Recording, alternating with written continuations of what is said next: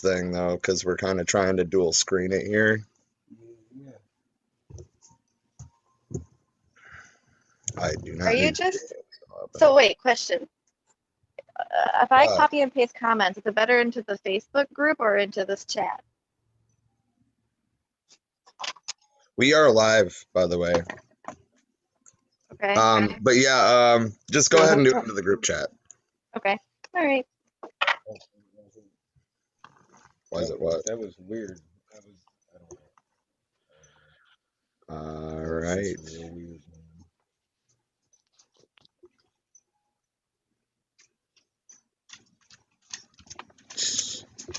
So how's everybody doing today? All right. How about you? Dean Paxton's here. Let's see this. I don't see Dean. I see his couch. I assume that Here, he's. yeah, no, I'm here. I am. I'm excited about this. I saw some very quality Dean Paxton content last night. Oh my God. It gave me the much needed laugh. Hell yeah. All right, so I guess I'll start off with intros. I am your host and comrade, Rob. This is Hello. for we are many. I'm Don. I'm new here. I feel like I should introduce myself. I feel like anybody that's watching knows who Dean and Trisha are, and Emily. And We this still is- remind them every time, though. Just being courteous. Like, hi, I'm Trisha. But I'm glad to see your face here too, Don. That's fucking cool that you decided to join us tonight. Hell yeah. Oh yes. So Don, I'm gonna like share the file with you instead of Yeah. having you log in because that's easier. Okay. Is it Mead or Meadery? Mead. Okay. I should Mead, probably. you say? Yeah, back in the day, I used to want to start a mead business. I make actually some really decent mead, and I figured out how to make brandy out of it too on accident, without having to actually distill it. I just let it freeze over the wintertime, and I crack a hole in it, and then drain what didn't freeze out of it. Sounds like a happy accident. No, that's It was. exactly how they make. That's exactly how they used to make. What I grew up. It was called apple barrel brandy. It was the same thing. You know, you froze the fermentation and drilled the core, and it was a pretty high quality, pretty stiff alcohol in the center. It really was. Rob has partaken. We lit it on have. fire. It was pretty potent. And we drank the whole bottle. That's amazing. Oh, you know. 2 different batches, actually. And you live to tell the story. Yeah. Right on. Anyway. Introductions. Introduction. Welcome everybody to the We Are Many auxiliary super secret live streaming event. My name is Dean. I am the person speaking right now. I have not accomplished room temperature and I am still exchanging oxygen. Wow. Those are good goals to have. How do we follow that? Hello, everybody. My name's Don Good News Hughes.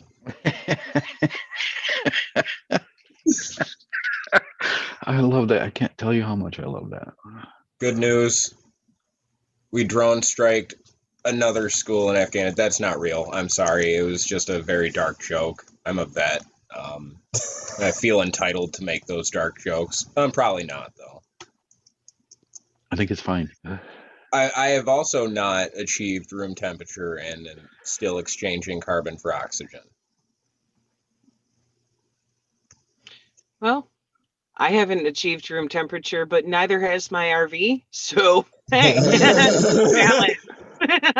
You're struggling with your carbon exchange process, I see. Yeah, am. including it with a little bit of Newport. Good. Maybe one of these days Philip Morris can sponsor us. Oh God, no. That was a joke. It was a That joke. was a We joke. I mean, the we last they don't want is actually. to start sending free cartons. Hey. And there goes all of our viewers. Like, wait a fucking minute with that capitalist shit. Come back, comrades. Oh man. So we kind of left off last week in the middle of the COVID section. Like I mean we skipped to the next segment last time, so there's still stuff to cover, I guess is what I'm getting at. A particular coronavirus mutation has scientists' attention, and it's the South African variant that we were actually talking about in a stream, what, 2 or 3 weeks ago, right after the inauguration, when Fauci was allowed to speak in public again. Week and a half, we talked about a stream from South Africa that was of concern, a stream from the UK, and a strain from South America that there's very few cases, but is also alarming.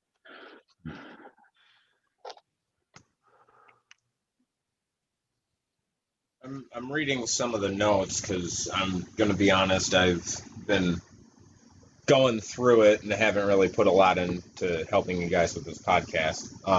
So I'm catching myself up on what you guys were talking about, and I've actually been reading very in depth about the spike protein that the coronavirus uses to hack into cells, for lack of a better term. I'm not actually like.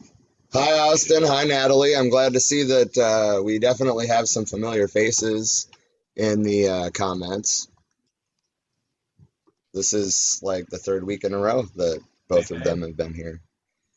So that's cool. But you interrupted Don. So Don, what were you saying about the? Yeah, I know. I'm sorry.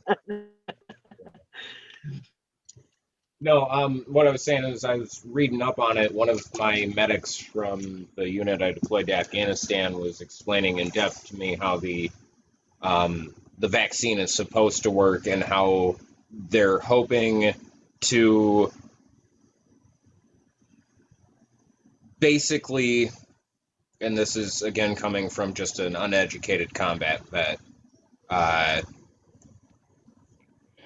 they're basically trying to teach the cells using the RNA from the virus, specifically the RNA used to make the protein spike, how to destroy the protein spike, because their hope is that it would make the virus evolve in a way that makes it less contagious, less infectious, because that protein spike, from what I've been getting told at least, is what makes it such a highly infectious virus. Yeah, And because it's go ahead. Go ahead, Dean. That's my understanding as well, and because there, I think 3 of the 4 major league vaccinations are RNA based, which is the reason for the extreme cold storage and things of that nature too. Okay, so at least we've established what I've been hearing is relatively right. So and that actually is exactly the reason that the South African variant is of concern. It has mutations to that protein, and they're concerned that it could make the vaccines less effective. Fauci actually warned about that, as I was saying, right after the inauguration. None of the changes seem to have caused the virus to be able to evade the current vaccine yet, but the spike protein is like the key that unlocks our cells, according to Simon Clark.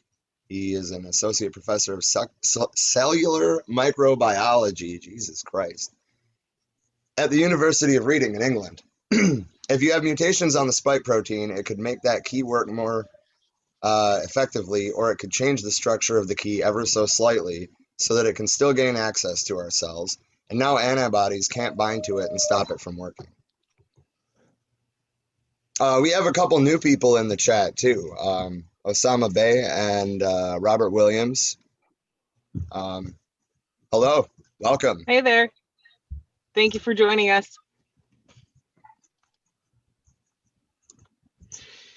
Yeah, Osama is my buddy I was telling you about from junior high and high school.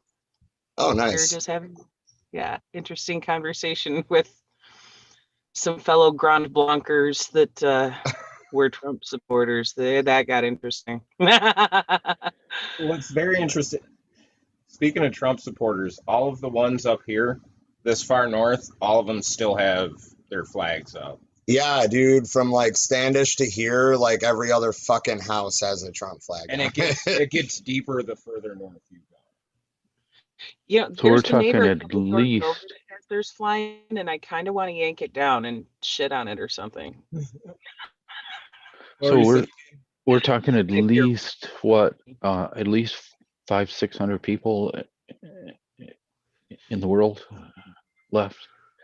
I'm just kidding. Sorry. It's a little more than that. Come on, give us a little credit. The economy's dying, but some of us are stubborn.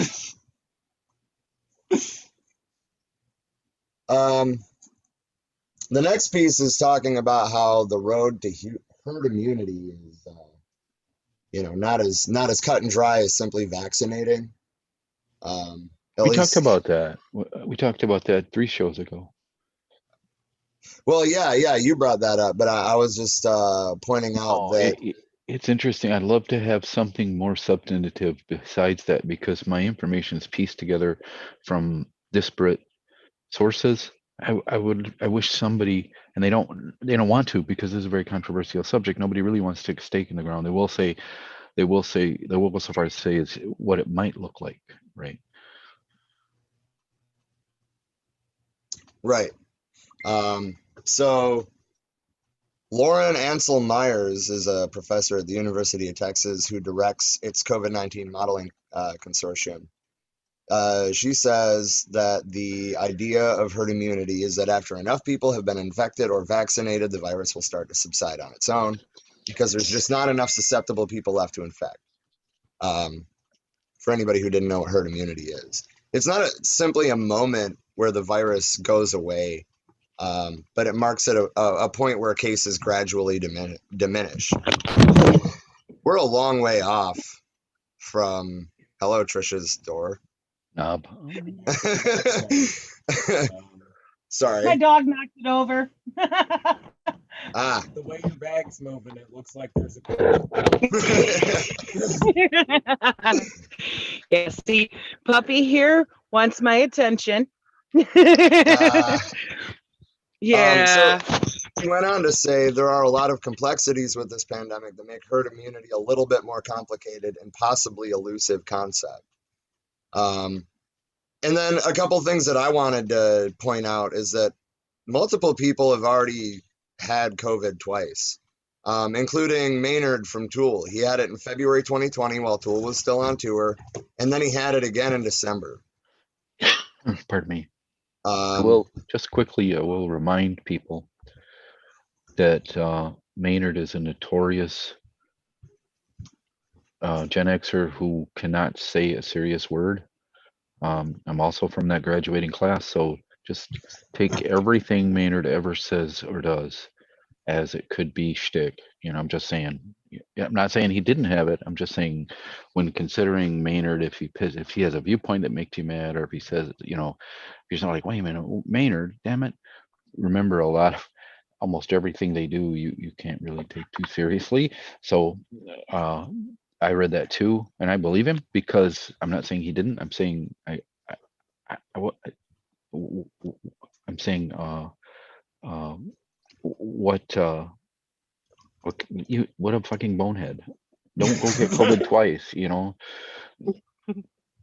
What's wrong with you? And we're old, right? We don't need that. He's 2 years older than I am, I think. No one needs that. I'm just gonna say I'm not completely convinced you're not actually Maynard. Oh God. Not done. He's from Michigan, the piece of spit.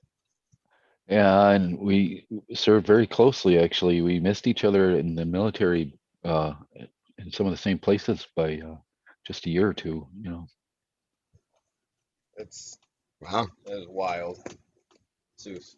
But to add what I was saying, I don't necessarily think that we're going to get herd immunity anytime soon. Like between the new strains, both the British one and the South African one, the anti-maskers, I can't stress that fucking enough. And overburdened healthcare infrastructure. Our current plan relies only on vaccines, and that's not practical. Yeah. That can't be the only step we take. Well, when we Now, can't even get people to practice some basic fucking hygiene in the meantime of, wash your fucking hands and wear your mask. I mean, there's still people out there who think it's a hoax. They're like, oh, it's just a bad flu. And it's like, no, it's not. There's gonna be though. You If you know? look at the 1918 flu. yeah. Yeah, if you look at the news articles from pandemics in the early 1900s in America, you can see that there's always been that feeling that having to wear a mask or being told to do something for your own good is somehow impeding on your rights. That is correct. That is correct. There's so many parallels in behavior. The news articles, and interestingly enough, it wasn't that they had a pretty good idea of how this was spread, and they were saying and doing some of the same things. They understood about social distancing. They really knew about masks, right? They weren't in a position where we could easily have developed a vaccination, but it wasn't much longer after that we did. So we knew a little bit about virology and microbiology. Well, I think part of what it is a lot of people think that we just figured out how to stop the spread of disease relatively recently in human history, when, I mean, it is still relatively recently, but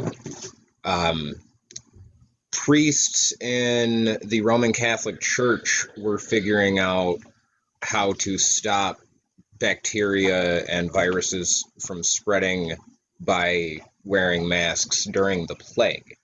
Correct. I have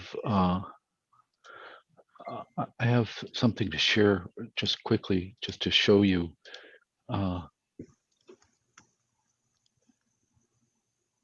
Here we have just a small infographic that demonstrates Metal bands. Oh no, that was the wrong one. I'm so sorry. This is important health data. I mean, all about it, but Looking at that map, sometimes I wish my great grandpa would have just stayed in Sweden. It looks like such a great place, man. Shouts out to those Right, Northern Europeans. socialism, plenty of metal bands. Yeah, it's such grim. These are laugh or cry times. So, don't take my humor to mean anything other than this. It's a laugh or cry situation. The health, it's going to take us probably, like I said in the past, it's going to take us probably 30 years or more to unpack what's happened here. And we're losing in the United States alone, we're losing a greater than 9/11 segment of our population death-wise every single day. That's heavy, Yeah. Yeah. So Natalie said a couple things in the comments. She asked, anyone hear that the British variant is possibly coming up more deadly, not just by the increase in rate of contagion, which would result in more deaths based off of higher rate of infections? Well, yeah, and that it may evade the current vaccine spectrum that we have. not counting the Russian vaccine, which is not RNA based, and I think the Chinese have at least 5 candidates, and two that are in distribution that they're not even on our radar. She also said, I think Fauci had increased what the percentage needed to attain herd immunity a few months ago from what he had previously said at first. Kind of What is like it the now? mask said. What I is don't it? Do you know. know? Because I I read everything from between 54 and as high. I've seen as high as 71%. If you see that as far as 71%, what that means that one in like that means that 54 or whatever 71%, 54 out of 100 individuals must be infected, which is to hit that kind of run rate at the infection rate, say freeze a point in time, as in today. I might take us 13 or 14 years to hit herd immunity, and that means 13 or 14 years of this altered reality in which we're living in. So it's kind of an important data point, not just the amount, but the when, the how. right. Because we have 4 right now. You can go to Walgreens and get the quadrivalent flu vaccination, which is four strains in one, which is they have to reinvent every single year, by the way, which is nothing short of a miracle. But we still don't have herd immunity from that, Right. from any of those strains. Which, by the way, the infection rate is, I read somewhere recently, is literally almost zero because of the behavior change that coronavirus has had on the way we function as a society. By the way, 13,000 today so far, and it's 8:30 p.m. Eastern time. 13,000 are dead in this day. So I can't think of a point in time in human history in my lifetime where we've dealt with that level of death that we knew about. Certainly there's heart attacks. Certainly there's this, there's that. There's many things that kill people every single day, but this is on top of all that. Yeah. Right. Like, how Well sustainable even said. is our population with that kind of death rate continuously? Right. That was in my projections when I ran projections, which I don't anymore. When I ran projections, I had it also sadly deducted the amount of people from the population, and I made the observation that it was not a lot. I mean, it didn't have a great impact, right? It was certainly measurable and it was certainly profound, but it forced me to think about it as trivial. Sadly, I hate to say that. I hate to put it that way, which may be the thinking behind a lot of the denial and a lot of the false flag type folks that are saying it's not real. Again, I think these may be coping mechanisms, laugh or cry, right? I don't know. I think a lot of that is behavior is driven by fear instead of and a degree of mal. What do I always say? Is it malice or malfeasance? So it's mostly, I think, malfeasance, not necessarily malice. Natalie said 54 out of 100. Wow, we are not even close. Last month, I 54 think, out of 100. Holy shit, guys! Can you think about if we hit that kind of run rate? We're talking about a million a day dead. yeah. Yeah. She said last month, I think it was at like 3% of the USA has been infected. Correct me if I'm wrong, please. 3%. Oh, I can look real quick. It doesn't matter. I believe her. Yeah, that sounds right.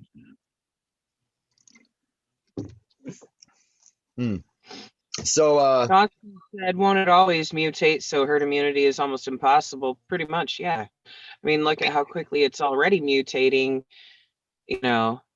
We've only been dealing with it for a year. I think it's going to be a perpetual thing, just like it is with the flu vaccine, of constantly having to update those mRNA instructions in this virus to be able to deal with, new evolutions of this virus. It's going to be a perpetual thing. We're at 1.377% in the world. It's probably much higher in the US because we're at that's about right. We're about 2.5 times the cases and deaths. So that makes sense. yeah. So as you can see by this, beautiful imagery here. The next segment is the power of a strike. And this is always a fun segment. I think it's my favorite segment because I get to learn about shit like this. Haiti began a general strike on February 7th in the midst of a devastating economic crisis and a rising crime wave. And unions across the country called a general strike against both the amount of kidnappings and the corrupt regime of, I have no idea how to pronounce his name, frankly. Moise? I don't know. Industries across Haiti were shut down as workers in multiple sectors participated in a 48-hour general strike. The strike was called by labor unions following years of struggle in Haiti against brutal austerity and government corruption. Part of the reason behind the general strike is the current president is refusing to step down on February 7th, when many believe that his term is up under the Constitution. He claims that his term isn't up until February 7th, 2022, as he was elected to a 5-year term in 2017. Many fear that he is taking the preparatory steps to rule as a dictator. He failed to call parliamentary elections within the required period, and since January 2020, he has been ruling by decree without a sitting parliament. Sounds like a dictator to me. Yeah, that's definitely something to keep our eyes on as far as what develops there. Well, I mean, I actually meant to do a little more research into this, obviously. I've been a little preoccupied the last couple of days, so I didn't get to do follow-up research on this. But I kind of want to know, like, what the turnout was like.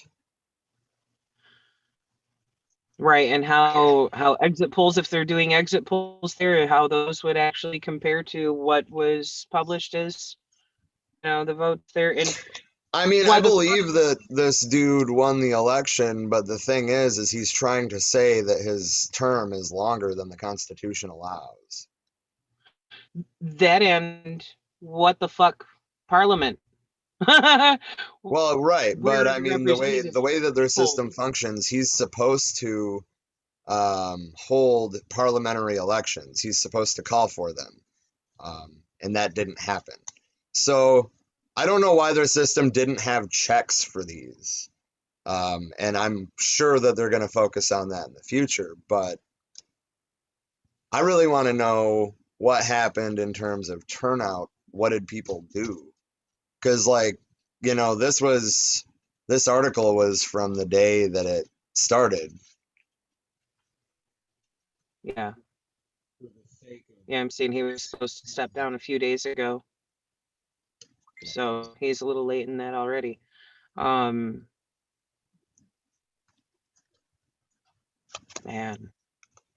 That's just shameful, though, that the people are not getting the representation that they deserve from their parliament, because he just hasn't, gone ahead and put that in place for, a new parliament to come into office. Why should that even be left up to him? To any Right. single individual? Because if they don't take that step to establish a sharing of that power with a parliament, then they're seizing absolute power. We already know what that does. That corrupts. Well, that's the article that we had. Well, you're saying since the beginning, it's just Yeah. So I guess moving on to the next topic, the U.S. ranks worst among developed nations for worker benefits. I think why I put it under power of a strike is self-explanatory. I think that we as a nation have forgotten how to strike. So, I'm using this opportunity to encourage striking. The U.S. ranks dead last among industrialized countries relative to employee benefits like healthcare, paid leave, vacation days, unemployment, and retirement. No surprises there. Yeah. And, sadly, a lot of this comes back to things like, okay, the last time that GM had their current workers vote on a new contract that wasn't even affecting them, but the next people coming in, because this was right before they did that huge buyout of all the people who worked there a few years ago. They basically coerced the current employees into only being able to hold on to their own decent benefits by okaying fucking over the next group of people coming in, where things that were skilled trades jobs that were making, $40 an hour around, those people are coming in making like $15 to $17 an hour now. And it's ridiculous that the unions even allowed that type of coercion to happen to their union members. We need some revamping within the unions. I'm definitely not saying don't unionize. We absolutely need to, but we need to redress how our unions are even being run, because they're being tainted with the same types of corruption as what we see in our government itself. And if it's not for the benefit of the workers, then why the fuck is it being done? Those contracts are shit.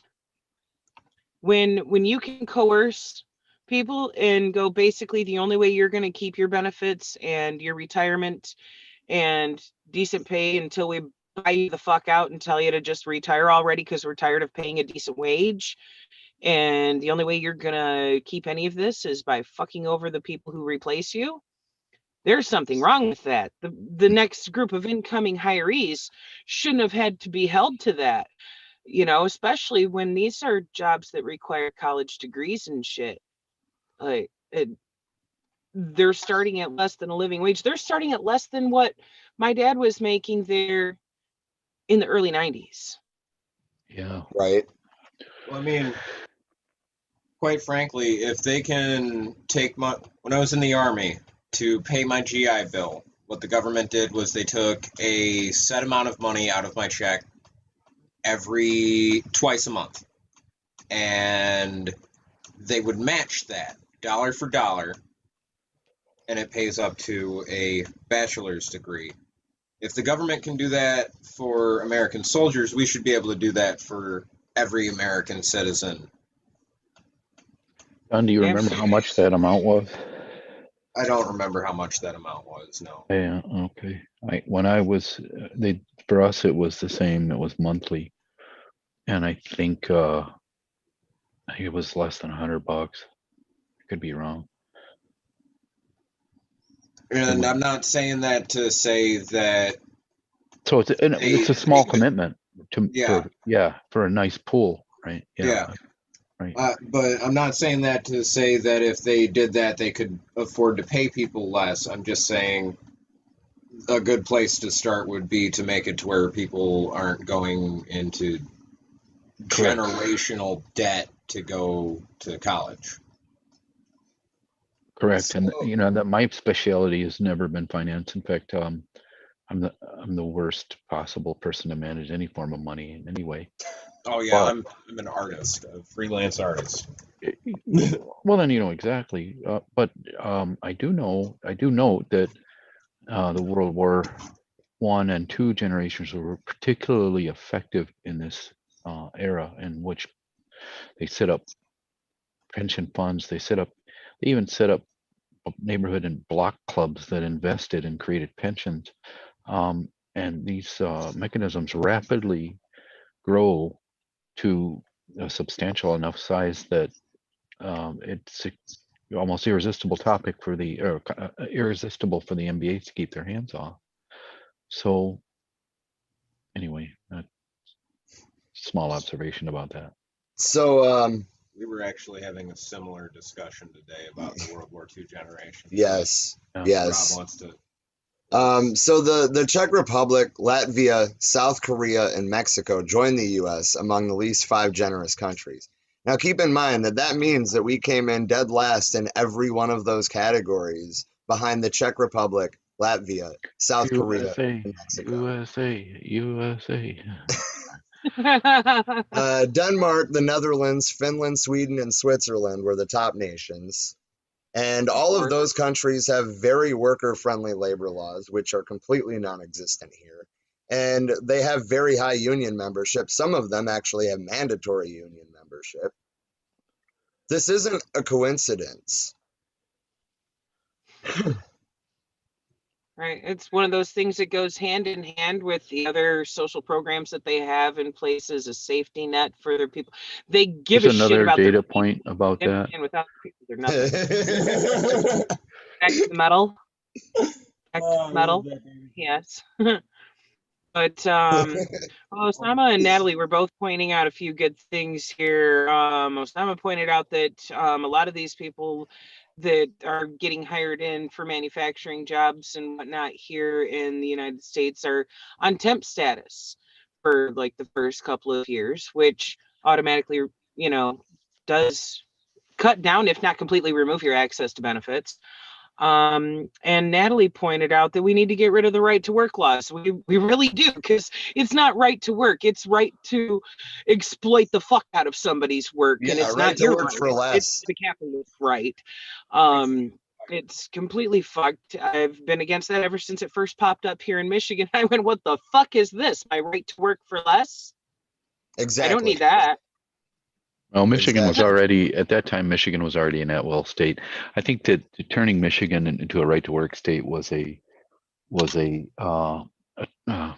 pogrom. What do you call totem for the Republican Party at that time, pre-Trump, before the Trumpification of the party.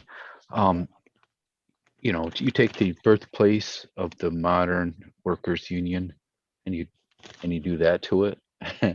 That was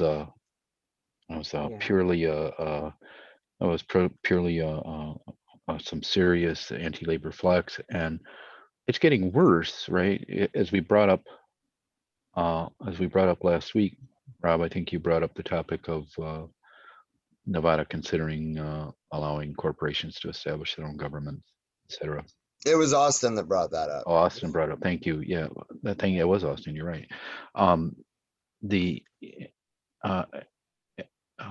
The reality is they will turn us into blood and feed us to each other if they could at a profit. I don't fear global warming. I don't fear a meteor. I don't fear a virus. I literally fear American Western capitalism. I do believe it'll end humanity, just because of the machine-like nature of greed. It's no different than a virus, actually. Yeah, absolutely. I believe in my heart that it will end humanity. And that's why we're here. Correct. Some shit's gotta fucking change. So there's been a couple comments. Austin was talking, Pennsylvania is a right to work state. I've known it was a bad thing since I first started working. Isn't that crazy? Osama said, Pennsylvania, they had more steel workers. Never mind, as miners even. They had more unionized folk in Pennsylvania early on than just about anywhere in the world.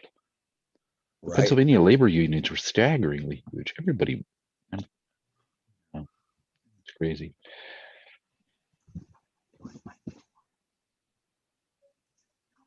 And that's one of those things that really makes me go, what the fuck, in the big manufacturing states, I mean, even seeing it happen here, it's like, really? Hi, doggo.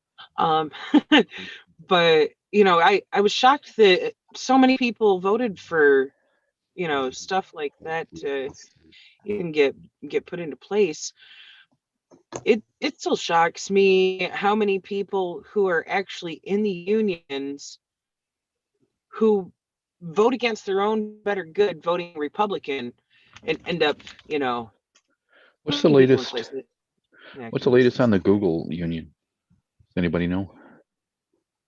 I don't know. I feel put at a disadvantage because I have no idea what's going on Fair right enough. now. Rob up and left you there. It's mildly important, but he did leave me some guidelines. He wanted me to point out that Osama Bey said it took him 1.5 years to get benefits at Pepsi. And then Austin, in reply to that, said, you don't really get them for part-time work at Walmart until 3 years of working. Yeah, and And that's at a cost, right? That's not a benefit that the company. It's a shared cost, typically. Yeah. Yeah. Yeah. And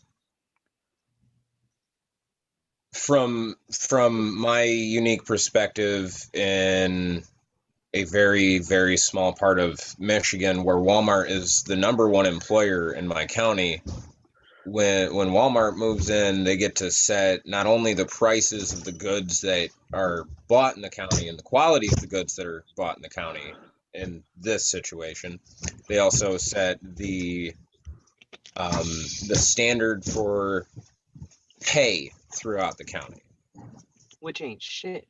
which goes lower as time progresses.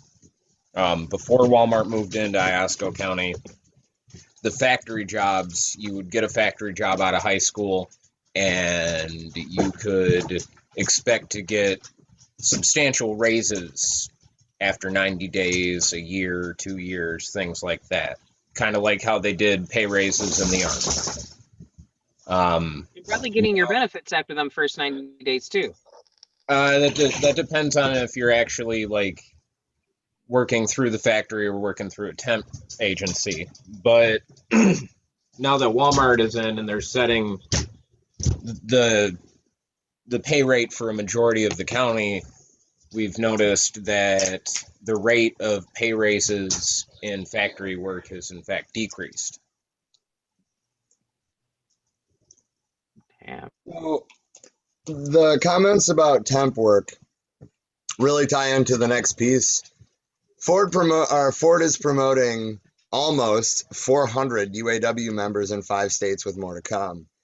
They're converting 400 full-time factory workers from temporary to permanent status that have all been there for over 2 years. And even worse than that, the UAW is calling that a significant victory. Our temporary employees are important to help keep our plans running efficiently, said Kelly Felker, Ford Global Manufacturing and Labor Communications Manager. We are pleased to be able to convert nearly 400 of them to full-time employees at this time, consistent with our UAW collective bargaining agreement, with more to come throughout the year. For many UAW families, this bargain pathway will be life-changing thanks to their solidarity at the bargaining table. Bullshit. This doesn't go far enough. Why is that being celebrated? Oh man, they tossed us a little bone, and those of us who've been there for years, we're finally getting hired on and acknowledged as employees. Why aren't they doing something to ban that practice in the first place? Like, Right. You shouldn't be allowed to exploit somebody's labor for 2 fucking years before you actually consider them an employee. Get the fuck out of here. And it's like Osama just said, capitalism, just like religion, has become weaponized. Yeah. Fucking speaks volumes. Like it's literally being used to fucking hold us hostage and exert violence against us. I wanted to tie in something that Dean said a little bit ago, right? He was talking about how the World War I, World War II generations handled things. Those generations of UAW employees wouldn't have accepted this. Period. Oh, I 100% would not. Absolutely not. And we shouldn't either. We should never forget that World War I vets gathered up and sat outside the White House demanding their fucking pensions. That's true. Right. To the point where the Army had to come in and move them out. Yes, they did. It's a level of stubbornness that I wish I would see from our generations.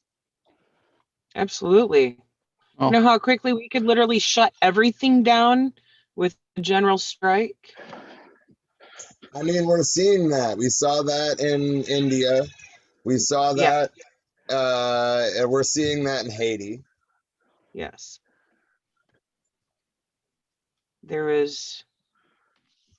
Another one you had pointed out the other night too, and I can't remember where it was that, but when we're seeing this happening all around the world right now, this needs to inspire people here. Like, come on now, rise the fuck up, shut everything the fuck down. The assholes in government need to understand just how hardcore they are fucking outnumbered. They cannot keep allowing policy like this if we disallow them from being able to actually receive those services, those goods, those things that they're fucking demanding out of us every day. You know why the workers get respected in other fucking countries that have already managed to get to the point of at least democratic socialism? Is because they know their workers aren't fucking playing around. If they try to yank them fucking benefits or decent pay, they will shut shit down. And that's what the fuck we need to do here too. All I have to add to that is solemn motherfucking darity. Goddamn right.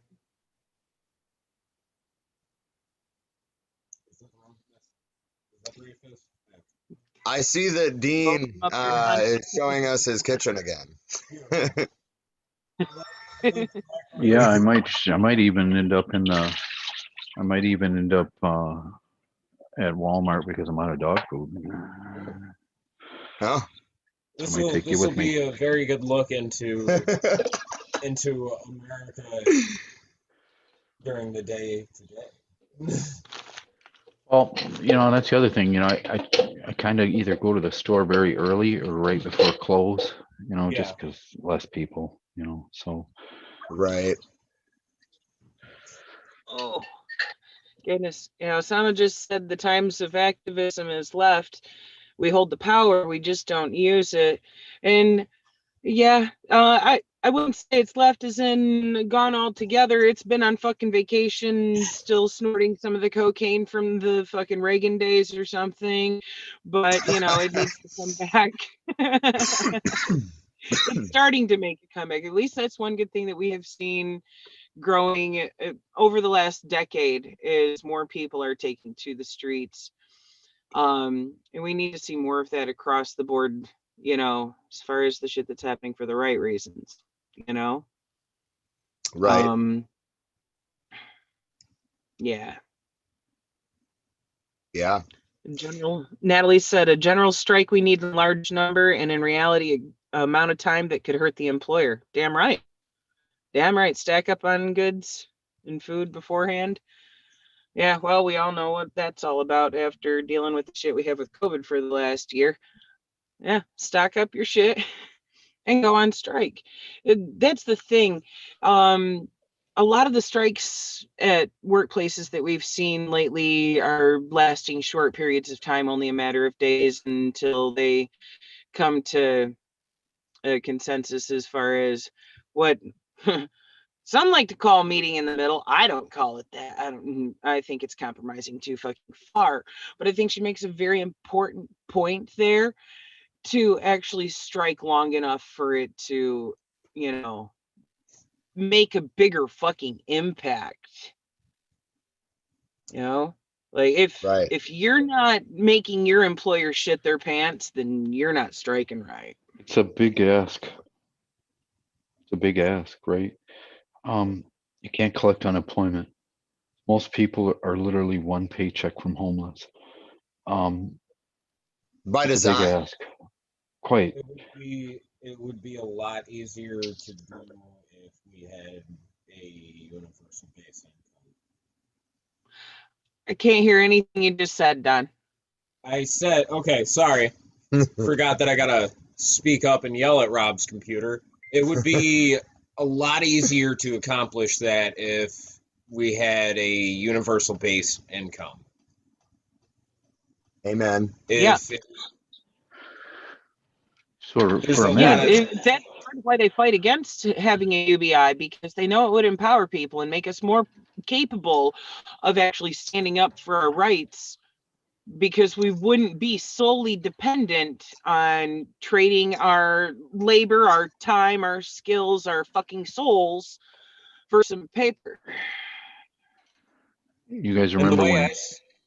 Go ahead. And the way I see it, the country makes money off of goods that are exported from our country and taxes what tariffs that other countries have to pay to import goods to our country. Is that right? Is that how that works? I believe so, yes. Okay. Yeah. If the country's making that money, then we should either have to pay less in taxes because the country's making money to fund itself, or B, they should give us some of that money. Yeah. Just a monthly check. If it was just enough to not have to worry about the lights and the water and the heat,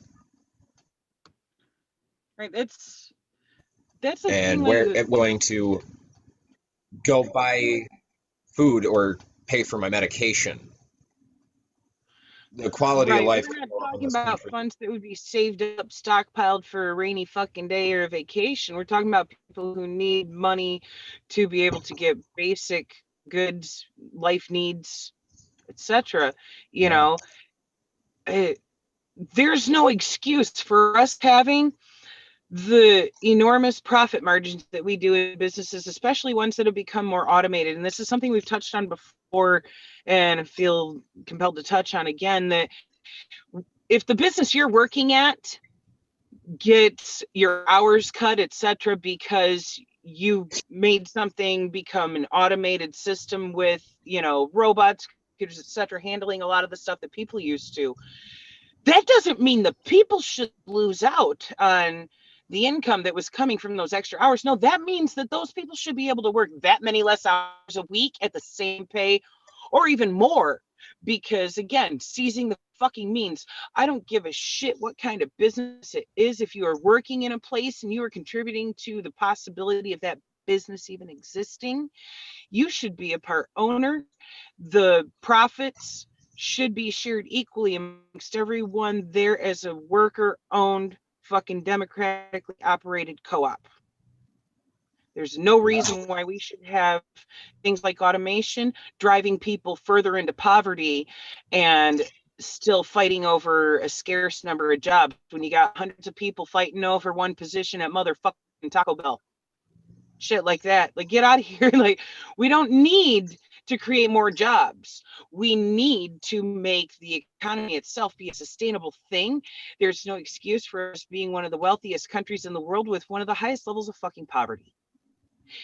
Any society can be judged by how those who are best off in it treat those who are worst off in it. And I can't even remember who it is I'm quoting now, but the words fried into my brain when I read that years ago.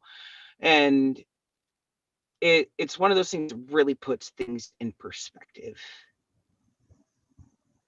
Yeah, you're right. It really does. So On to our I next wanted to say thank you to Ron in the comments. He was or is, I guess he still lives there. I don't. He was a neighbor of mine growing up, and he expressed his condolences about my mom. And I appreciate that. Natalie said, Dean, exactly. That's how capitalist employers make it hard to strike. Worker-owned businesses where people decide on the boss, and when they don't, the worker. What? Worker-owned business where the people decide on the boss, and when they, not the worker, gets canned. There we go. Yeah, I agree with that. Gotcha. And that kind of piggybacks on what you were saying, Trisha. But anyway, on to climate change. Hold on, real quick. Trisha got to go on a rant. Can I say a couple of quick sentences? What'd you say, Don? I said, hold on. Trisha got to go on a rant. Can I say a quick sentence? Fucking A. Go for All it. right. All right. Think about this, guys. In an alternate universe somewhere, Andrew Yang and Tulsi Gabbard are running the show. And that makes me happy. You All know, yeah, I can get down. Yeah, I don't know about Tulsi. Like, I have a lot of respect for her. Yeah, no doubt, I agree. And Andrew Yang too, another champion or a proponent of UBI. I think a good combination of those two would be. Amy Klobuchar was a fucking gangster, man. For real. Okay, on the climate change, I can see Rob starting to. No, I was reading Osama's comment. I was waiting for an opportunity to read Osama's comment. He said, it's all by design, like every other oppressive system this country perpetuates. Damn right. And yes, exactly. I like him. He gets it. He does. That's why I was like, bro, you gotta come hang out with us and check out the podcast. That's a Gandhi quote. He says, fuck yeah. Right on. Fuck yeah. So, in terms of climate change, the sea level rise is probably a lot worse than it sounds, actually. It's likely to be faster and greater than previously thought, according to researchers who say recent predictions are inconsistent with historical data. In its most recent assessment, the Intergovernmental Panel on Climate Change said the sea level was unlikely to rise beyond 1.1 meter, or 3.6 feet, by 2100. Climate researchers from the University of Copenhagen's Niels Bohr Institute, thank you, Don, believe levels could rise as much as 1.35 meters by 2100 under a worst-case warming scenario. That might not sound like a huge difference, you know, it really is. but it really is. We're talking about you know how much the entire ocean, all of them, raising by 1.35 meters. Right, think of how much coastline we're gonna lose right off the fucking bat. Well, I mean, if you want an example for that, Trisha, look right out our own backyard. Look at property on Lake Michigan, property on Lake Huron. They've had to call in construction companies from out of state to build seawalls. That the construction workers themselves said they're going to have to come back in a year or 2 years to rebuild those same seawalls because of erosion. Mm-hmm. Yeah, it's perpetual maintenance, and that's with where the water levels are at right now. Just imagine how much exponentially worse that would be with the water 1 1/3 meters higher. Yeah. Yeah. Fuck. And I mean, obviously, that's the Great Lakes. That's not the ocean. But if it's happening in the Great Lakes, it's happening in the ocean too. Right, there is a balance there, and when we're talking about, you know, a lot of this stuff being glacier melt that isn't too far even north of where we're at. A lot of that stuff starts in Canada before getting into, you know, like Greenland and stuff like that, which there's a study I was reading on this not too long ago that we're not just losing the ice melt that we can see of these glaciers getting smaller from the top down. They finally did a study going underwater with cameras into the fjords, and they're seeing, you know, because of the warmer waters that are coming that far north now, it's melting the glaciers from the bottom up too. So there's an enormous amount of fresh frozen water storage that we've had there for millennia that is filling our oceans up. That's all going to end up working its way inland to the Great Lakes in some manner, because we have the St. Lawrence Seaway connecting it. So, you know, there isn't any part of this. If you are in an area that has any access to it from any bodies of water like that, you're going to see differences from it. Some of these rivers that we're already seeing huge floods taking out entire cities along coastlines, imagine how much higher they're going to be. Right. Okay. You just mentioned rivers, and the last time that I was in Michigan was actually because of a catastrophic flood event, if you don't recall. Right. Look at what happened in Midland last summer. Yeah. That was devastating. That was a combination of things. Yes. It wasn't solely climate change related, but it was a factor. It was definitely a factor in it. Yes. And lack of infrastructure funding is a huge factor. But that's going to be a huge factor on coastlines as well. Right. Right. That's definitely a parallel there to draw, because going back to what Don was saying a moment ago about having to keep perpetually rebuilding the seawalls and stuff, I mean, Look at how many cities are already dealing with issues. Look at what happened with New Orleans and the levees breaking in. How much of that is, still not been fully brought up to our water system. If it gets hit with shit like this, again, we need to make massive changes as far as the infrastructure goes and how we're dealing with these things, because we're going to have such a great loss of life that it's so avoidable. Yeah. When it comes down to, when are the motherfuckers who are controlling our money? Let's not forget that it is our fucking money, because the government doesn't produce any fucking money of its own. The only thing it has is what we allow them to take out of our fucking paychecks. And what the Federal Reserve prints. Motherfuckers gonna value us more than the fucking dollars that they siphon out of our pockets. Right. So this study used historical data on sea level rise to validate various models relied on by the IPCC to make its assessment. They found a discrepancy of about 25 centimeters. And again, that doesn't sound like a whole lot, but it's the better part of a foot. That's a pretty big margin of fucking error. Yeah. The models used to base predictions of sea level rise are not presently sensitive enough. Jeez, what is my deal today? Probably stressed. To put it plainly, they don't hit the mark when we compare them to the rate of sea level rise we see when comparing future scenarios with observations going back in time.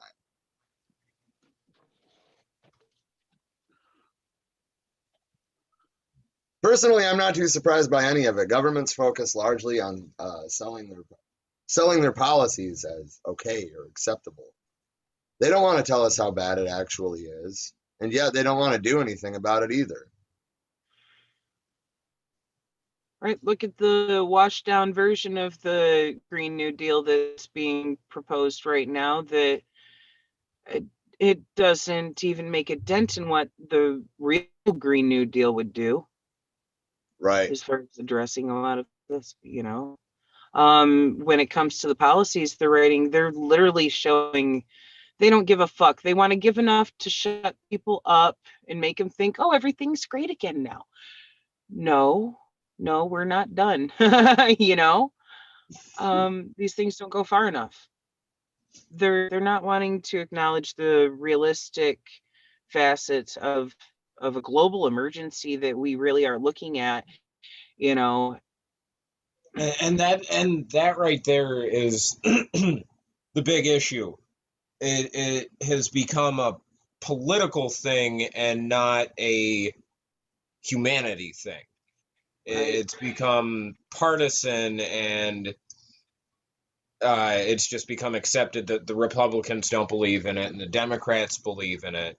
And it's a thing that they fight about in the government instead of being a real thing that we as humans need to address. Right. Since when did giving a fuck about life itself become a political disagreement between parties?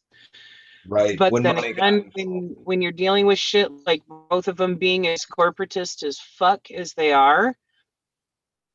Well, I mean, it's the same thing we've been seeing with the coronavirus response in our country. Yeah.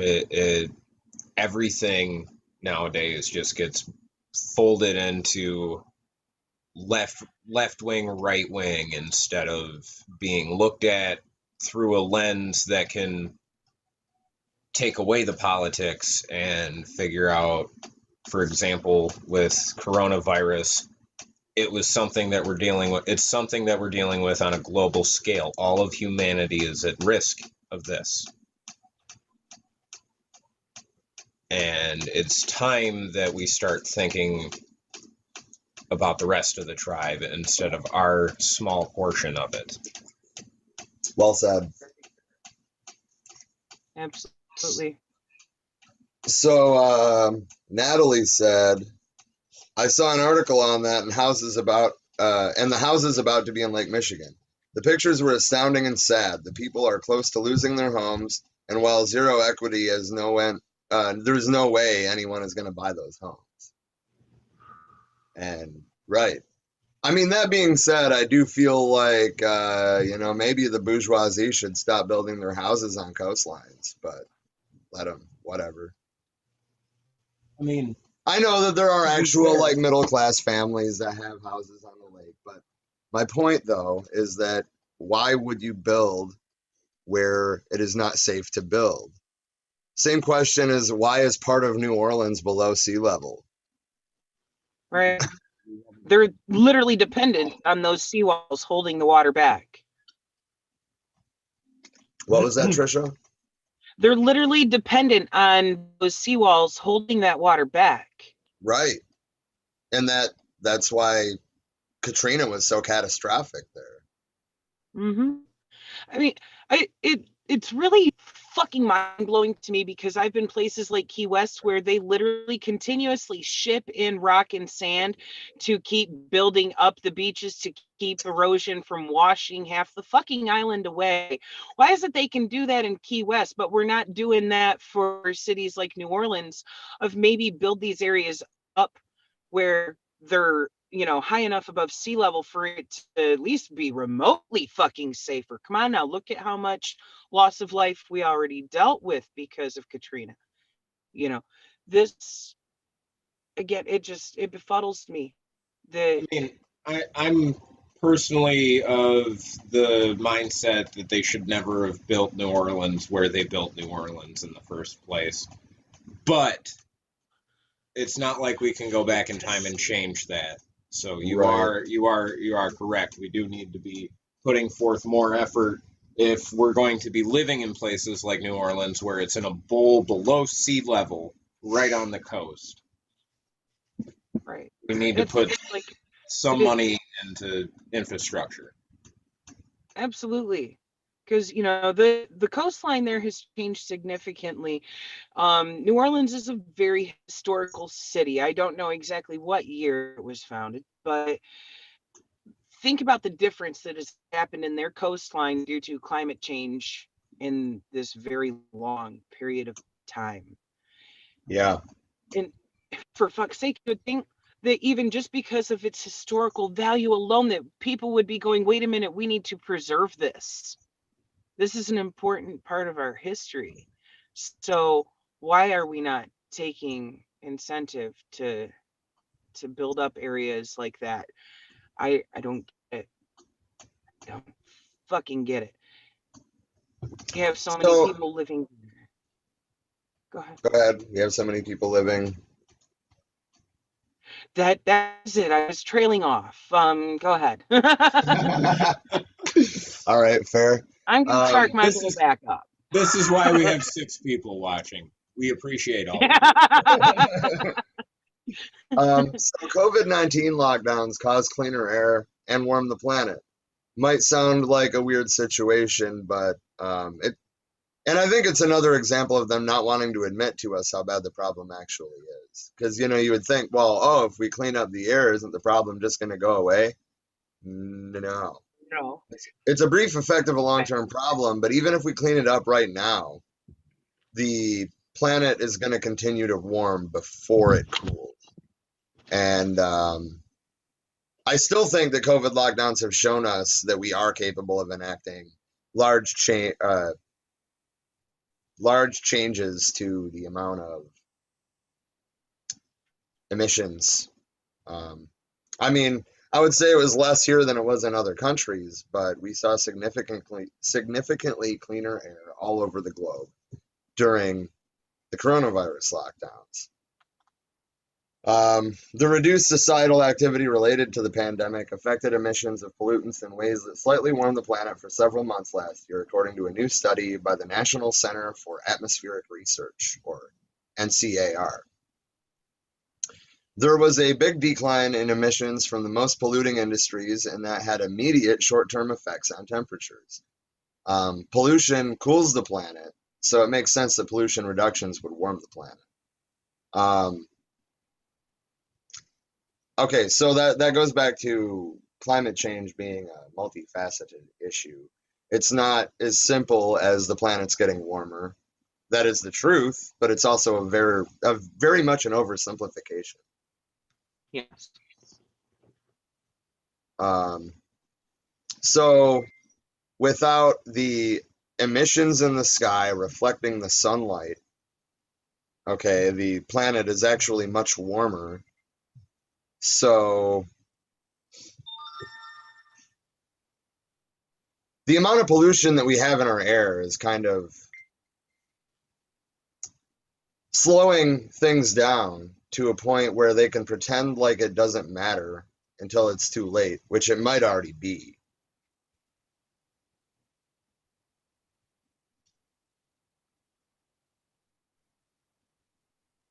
Sorry, I These didn't are things. so dark there.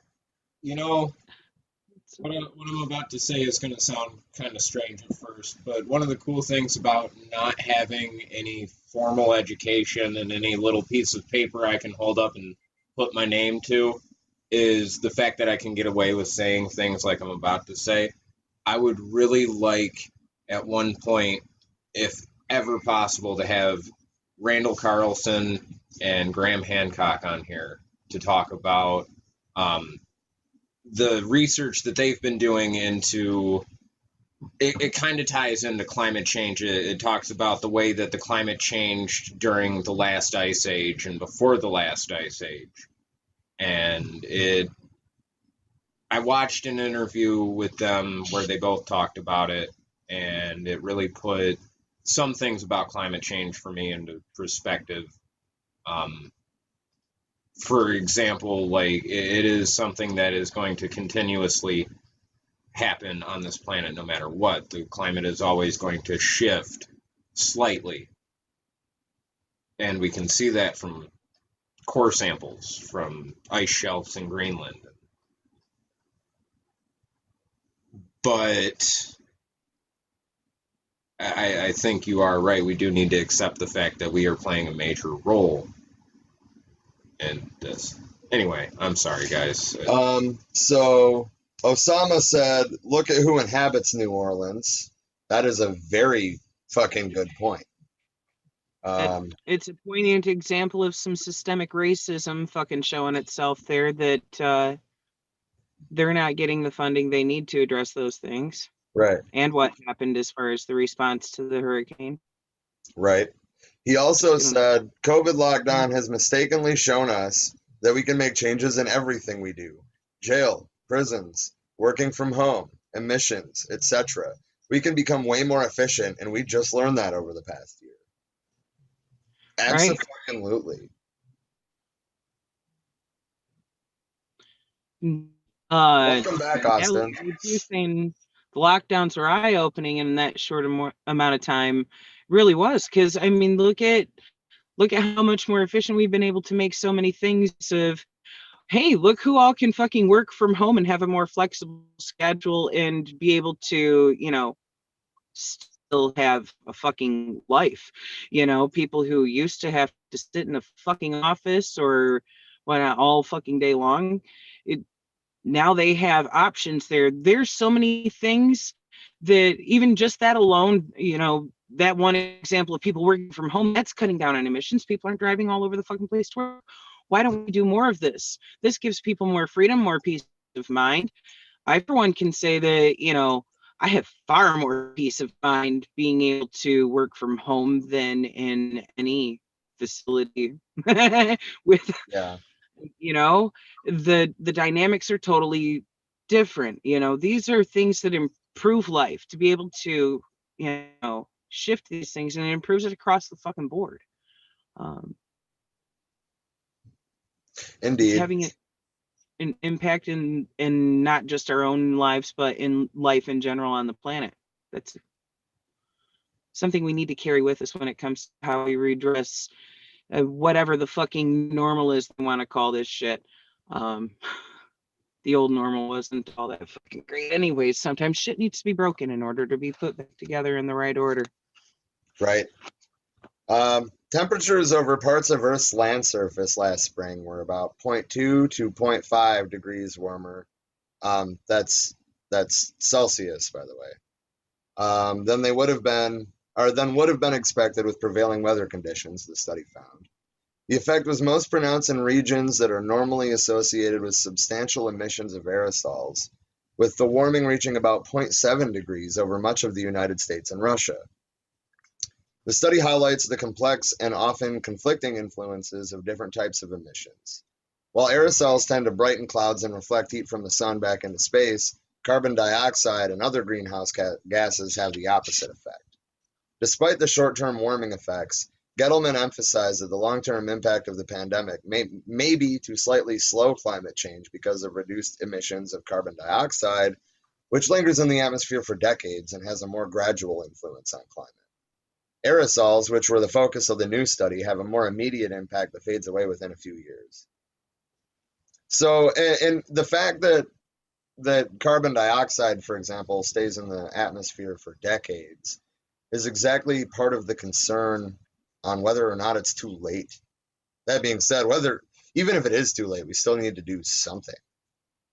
Right. We need to start turning shit around, going back to things like growing crops like hemp that clean the air even better than an entire forest of the same size would.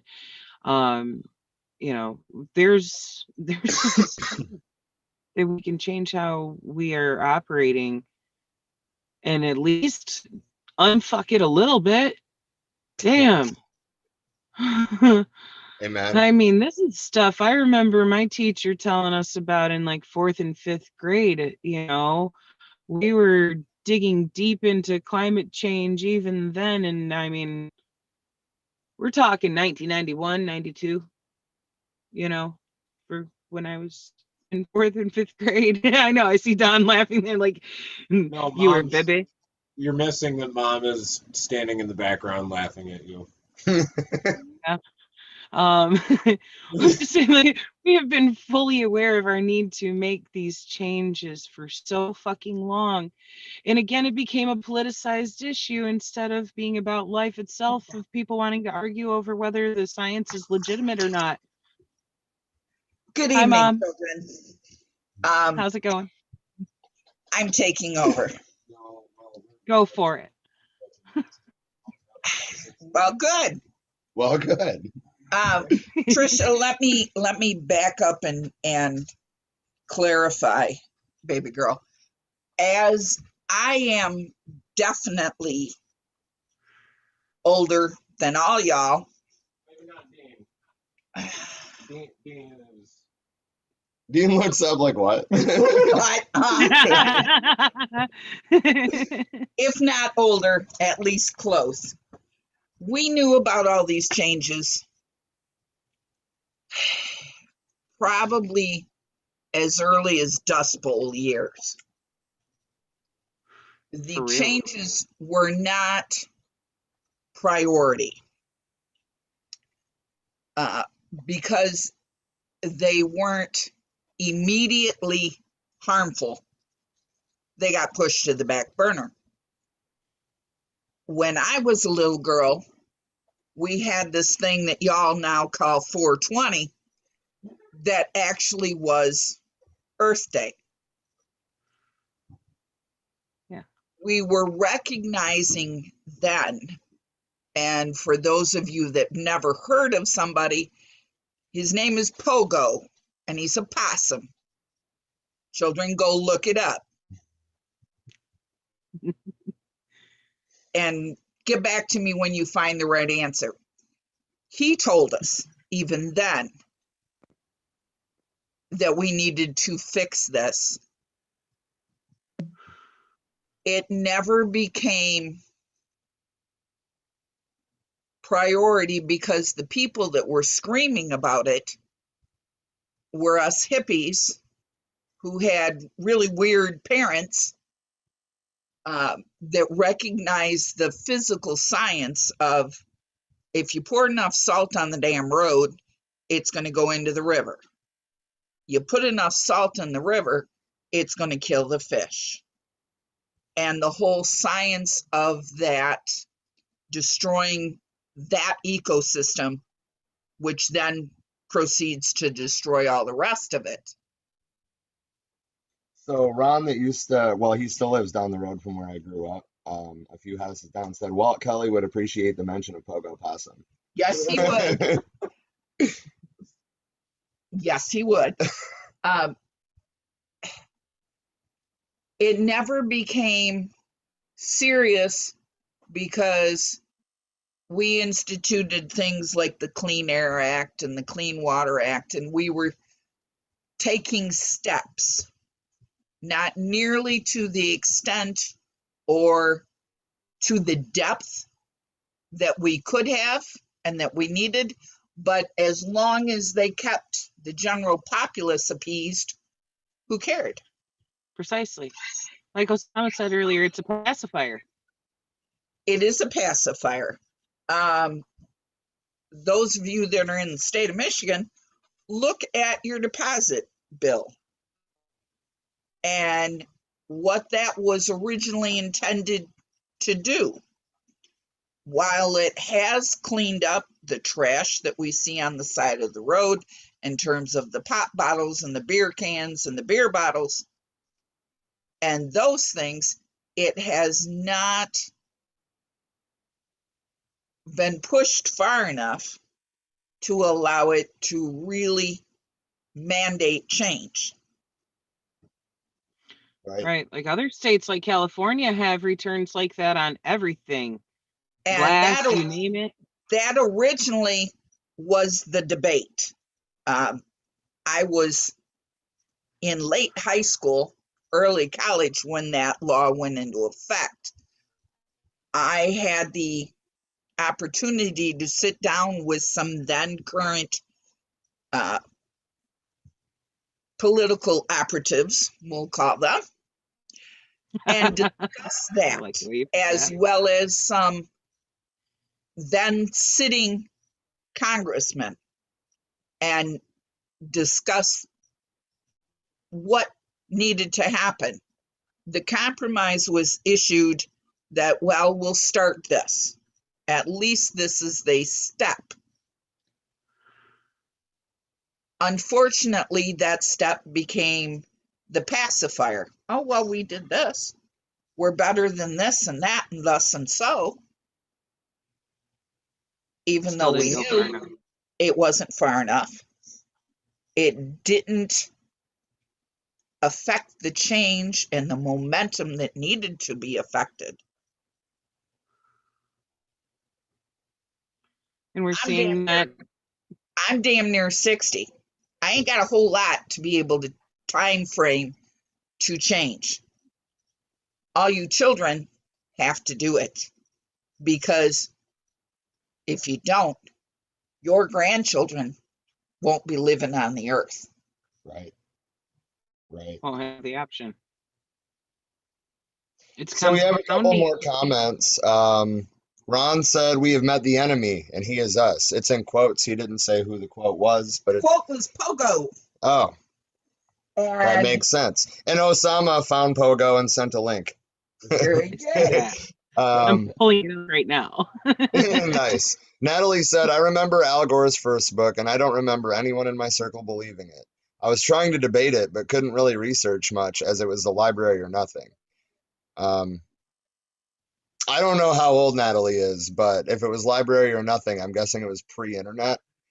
And I cannot imagine anymore a world without internet. So What's weird to me is I'm old enough to remember when the internet became accessible to all of us in our homes. right, Readily accessible, yes. And good like, old dial-up. like I was saying last night, where we're at now, what we have right here, this, our ancestors would have viewed this as power that only the gods could have. Access to knowledge of every happening throughout the entire planet, everything that's going on, all of our collective knowledge right here at our fingertips. And we use it to look at pictures of cats. And, well, I mean, the That's great. Egyptians started that. I was gonna say earlier. Well, my question is again, children, you've got the knowledge, you've got the power. So what are you doing? Empty words are real easy to say. That's fair. Actually, we were discussing this earlier. Like, Theory is no good without practice. Absolutely. It's easy to talk the talk. You need to walk the walk.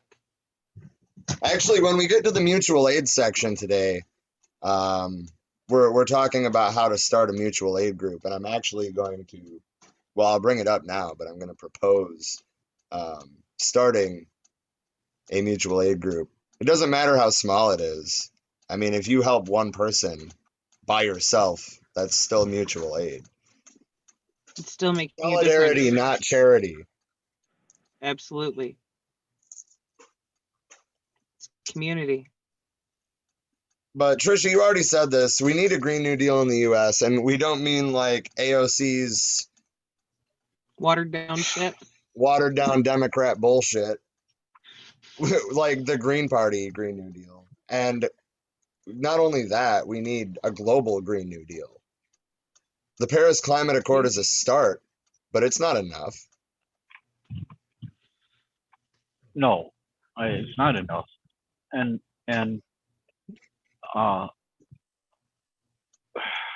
you know, gosh, was it last show? He brought up the two-party system as being punitive, if you will, when it comes to the adaptation of innovations like the Green New Deal, in whatever form they come in, whether it's the AOC branded one or the Green Party traditional real Green Deal. I honestly, he just brought that up in passing, but I think it was like that was a super critical, in my opinion, that's a super critical point. So I'll pose the question to the group: if we had 14 parties like South Korea does, or India, would we be better or worse off to adaptation of things that are innovative like that? Well, I mean, to answer that question, look at Iceland. Look at the all thing in Iceland. They have. Oh, I'm driving, or I would have shared the data. Aha. Okay. Sorry. I am literally driving right now. Yeah, I see that. I see that. Yeah, your phone is at a very flattering angle, Dean. Is it? Oh, shit. I'm still not convinced he's not Maynard. So the next story is, we're still in climate change, obviously. Yep. A court convicts the French state for failure to address the climate crisis. Ooh. Explain that one to me, because how do you convict the state of anything? I really Can't hear you, Don. Huh? Can't hear you. I see your lips moving, but I can't hear a damn thing you're saying. I apologize. I was telling Rob to explain that one to me, because I'm very curious how you go about convicting a state of something for hypothetical reasons. Asking for a friend? Yeah. I mean, actually, in my little notes here, I was like, a local court convicted the French state. It was a Paris court. It wasn't like the French Supreme Court. It was a Paris court convicted the French state of failing to address the climate crisis and not keeping its promises to tackle greenhouse gas emissions. My thoughts are, I guess the French Revolution never fully left Paris, did it? Hell no. Anyway, in a historic ruling, which I think is an understatement, but in a historic ruling, the court found the state guilty of non-respect of its engagements aimed at global warming. Billed the affair of the century, this legal case was brought by 4 French environmental groups after a petition signed by 2.3 million people. This is an historic win for climate justice. The decision not only takes into consideration what scientists say and what people want from French public policies, but it should also inspire people all over the world to hold their governments accountable for climate change in their courts. That was from the executive director of Greenpeace France, which was one of the 4 plaintiffs. I'd just like to take a moment to point out how much I absolutely love the way the French spank the fuck out of their government. Oh yeah. I don't know how many people that are watching haven't, heard of the Yellow Vest movement in France, but if you haven't, go online and look into them after the stream's over. General strikes with guillotines. I love it. Yeah, I mean, you know, when the French people roll down Paris streets with a guillotine, the French state's just kind of like, hey, maybe we should give them what they want. Right. You know, for as much shit as we give the French, They might not be able to win a war, but they're almost more American.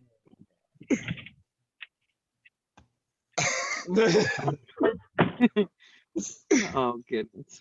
oh goodness. It's a victory for all the people who are already facing the devastating impact of the climate crisis that our leaders fail to tackle. The time has come for justice. That's from another plaintiff. The court ruled that compensation for ecological damage was admissible and declared the state should be held liable for part of this damage if it had failed to meet its commitments to reduce greenhouse gas emissions. Austin and Osama both kind of shared the same sentiment in what they said. Austin said that it would be nice if we could be like that here, and Osama said we need to take note of what they're doing. Need to I think he meant to say take note. take note Take of note what of what they're doing. Yeah. And you're right, we really do. We have grown up in this country being fed this train of thought that we are better than every other nation simply because we're America. And that is not that is not me shit. trying to say that America does not have the potential to be a great country, but in being taught that, we are limiting ourselves. If countries are doing things that are far more progressive than us, we're not seeing it because America is the end all be all in our minds, and we need to work past that. Austin said two more things. They actually convict their politicians and business people for being corrupt. Spot the Right. fuck out. Iceland did too. Yeah, Right. Iceland during the economic crash of 2008 jailed the bankers, and then the crash was over. Weird how that works. Anyway, so Austin also said mainstream media for you, mild mind control, and I definitely wanted to point out that particular comment because that's yet another factor of why we're doing this. You know what's really crazy? And can't hear you. What's really crazy to me to Good. How are you? notice in my adult life now, it's very common knowledge in America and outside of America that our media is little more than propaganda at this point. That's part of how Trump got into office, to be honest with you. People got so used to believing that they were being lied to that he could use that as a stepping stone for his platform. Right. They bought his shit hook, line, and sinker. No doubts, no questions, no evidence needed. Because it's common knowledge that we've been getting lied to by the mainstream media. Osama says Rothschild is the puppet master. Right. I mean, yeah. I don't know enough on the subject to comment. I'm not going to go down the rabbit hole, but I'll simply say, yeah. Right. Correct. That's a rabbit hole that definitely needs to be a parking lot issue for its own segment. Because holy fuck. Well, remember to remind Dean because he's at Walmart right now, and he is the parking lot list keeper. So basically, when we parking lot a discussion, we're saving it for a later segment. Yeah. Okay. Anyway, I have a couple ideas. Indeed.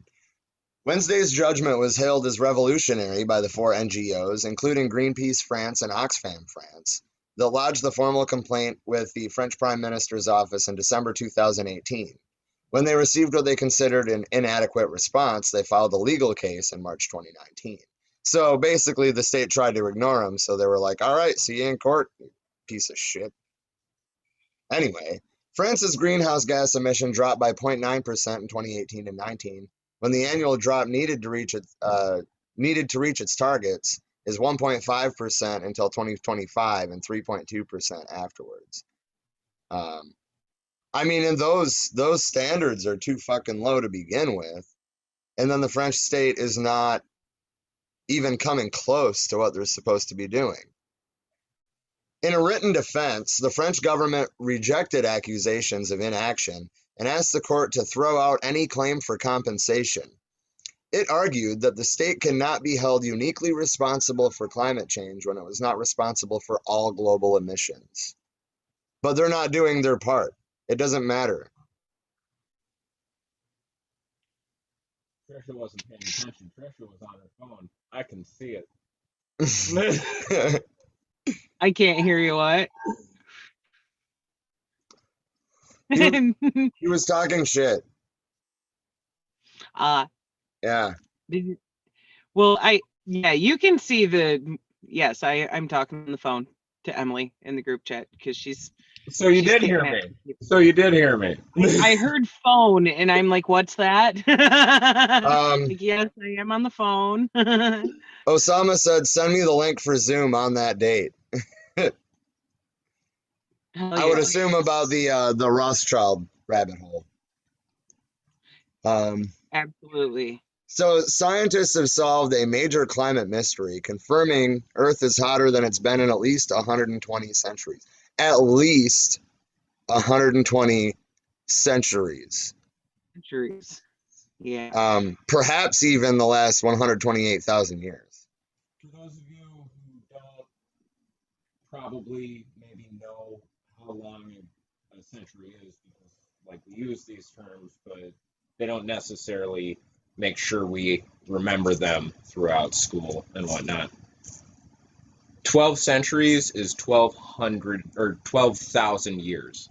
120 centuries is 12,000. 120 centuries. Sorry. It's been a long day. Yeah. Anyway. But yeah, that's at least 12,000 years. It's known as the Holocene temperature conundrum, and it describes a debate that has gone on over how temperatures have changed during the Holocene, a term that describes the last 11,700 years. Previous proxy reconstruction suggests that average Holocene temperatures peaked between 6 and 10,000 years ago, and the planet cooled after this. But climate models suggest that global temperatures have actually risen over the past 12,000 years with the help of factors like rising greenhouse gas emissions and climate change. This has cast doubts among skeptics about the efficacy of current climate models to accurately predict our future, said lead author Samantha Bova, a postdoctoral researcher associate at Rutgers University. The new research puts this uncertainty to rest, however, demonstrating that current climate projections are right on the money. The study eliminates any doubts about the key role of carbon dioxide in global warming and confirms climate model simulations that show global mean annual temperature warming rather than cooling across the Holocene period. So whether or not the trend was warming or cooling, it's skyrocketed since industrial times. It was already on an increase, which is, what they're saying. But it's important to note how much the Industrial Revolution spiked that. Even the possibility that the planet hasn't been, even the possibility is the inflection I meant on that, that the planet hasn't been this warm in 128,000 years is concerning. The fact that that's even on the table is concerning. But we need to combat climate change if we want to survive, or if we want to stop the mass extinction that we are currently responsible for. Right. Shit, there's so many species that we've seen die off just in the last 100 years alone. And just think how many more there are that we're not even aware of, because there's still billions of species on this planet that we're yet to even identify. Yeah. We're destroying the fucking environment. We're a virus. It's real fucking simple. Either we start getting our shit together, or we're going to end up being the ones wiped out. And hopefully there's still some left to survive us. Right. Osama says, sorry, go ahead. People think the most selfish thing is what they can profiteer off right fucking now, but really the most selfish thing you can do is also the most selfless of preserve life itself, because everybody wants to feel like they're living on forever through their progeny and shit. What the fuck are your progeny gonna have to live off of? It won't matter how many millions you leave to them if Right. they don't have a planet to fucking live on. Right. And you were gonna read one of Osama's comments. Yeah, he said he's in for all. He loves the brain power. I mean, if you want to send him the link to this one, he can hop in. I'll let him in. Right, fucking A. 2,000 years after the Romans burned it to the ground, the ancient state of Carthage once again faces destruction, this time from the sea. Across North Africa, climate change is threatening heritage, both ancient and modern, as lives are being transformed across communities that date back centuries. And Austin said, I'm hoping bees are not one of those that will go. It will be pretty difficult to pollinate plants and vegetables. Yeah, actually, experts have been warning about that for, the last decade. Osama, you piqued my interest with Carthage. I want to talk more. Say it one more time. Say it one more time. What, me? Osama piqued my interest with mentioning Carthage. Oh, yeah, gotcha. I would like to talk more. I'm sending him the Zoom link right now. Yeah. Right on. Okay, so real quick, I'm looking at some things. How do we go back one slide? Like Okay. that. Okay, so it's saying here that it's hotter than it's been in the last 12,000 years. And that is correct, but something that we should keep in mind is it's not the most drastic spike in temperatures that we've ever seen. That actually actually happened in the Younger Dryas period, which was roughly between 12,900 years ago and 11,600 years ago. What seems to be the leading theory that happened there was a comet impacted on the ice caps in Greenland and caused a rapid spike in temperature from just the energy from a comet impact. If it was the size that they speculate it would have had the entire North and South American continents on fire just from the energy expended, which caused the climate to spike in temperature and then dramatically cool in temperature. Just wanted to throw that out there. It's something that I've researched quite a bit into because it piques my curiosity. So anyway, sorry, I might have trailed off in a rabbit hole a little bit there. No, that's a good one to trail off into, because it's showing another example in history where it's not just warming, it's cooling in both extremes. And that's the type of shit that we're seeing now, just in how our normal annual temperatures are fluctuating. It's not just global warming, it is climate change, because it is pushing everything to both extremes. Yeah. So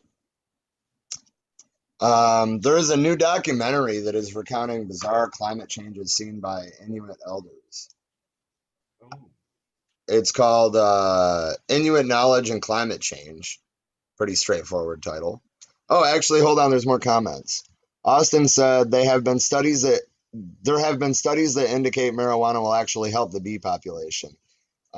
Yes, absolutely. As well as seen that in Michigan. What'd you say, Don? We've seen it in Michigan with outdoor grows. It's helped the bee population quite a bit.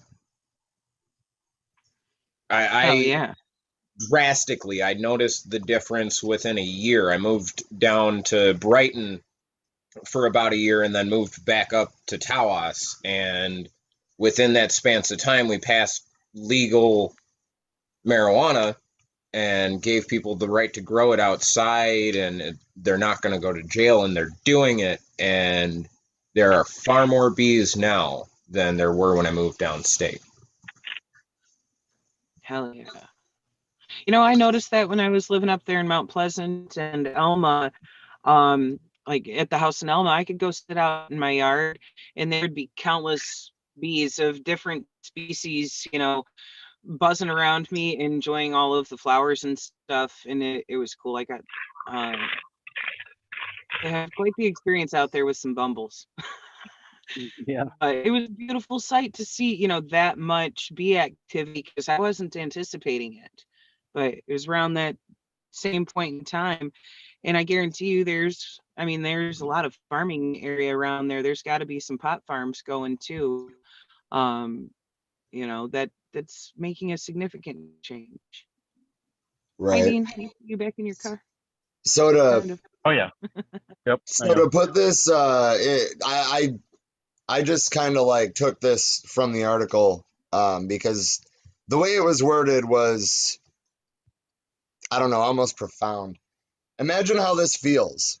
The land and water are turning erratic and dangerous. Warmer, unpredictable winds are coming from strange directions. Severe floods threaten to wash away towns, and native animals and the food supply aren't behaving as they used to. Their bodies less capable in the changing climate. Even stranger is the fact that the sun now appears to set many kilometers off its usual point on the horizon, and the stars are no longer where they should be. Is the Earth shifting on its axis, causing the very look of the sun and stars to change? These are the drastic conditions Northern Canadians, whose lives depend from childhood on their knowledge of the most minute details of the Arctic land and skies, say they see all around them. It's streaming live at isuma.tv. Actually, I'll go ahead and put that link in the comments right now. But the documentary asks Inuit elders to describe the severe environmental changes they are seeing in their own language. So, I mean, there's no language barrier or anything like that. They're translating it after the fact. So that way they're not like interrupting the elders talking. They're just explaining it in their own words. It would be really interesting to get the opinions of people other than the Inuit as well, because I mean, when we think of the Arctic Circle and people living within the Arctic Circle, we always think of the Inuit because they're, for whatever reason, the ones that are most prevalent in our mind. But you also have the Sami of northern Norway, Sweden, Finland, and Russia, all the way across to the other end of Russia, that herd reindeer and Right. have to have some of the same knowledge. And I'm just, or I'm sure even various other tribes, I'm just wondering if they've noticed the same thing that the Inuit have seemed to notice. Right. So, over the years, nobody has ever listened to these people. Every time the discussion is about global warming, about the Arctic warming, it's scientists that go out there and do their work, and policymakers depend on these findings. Nobody ever really understands the people up there.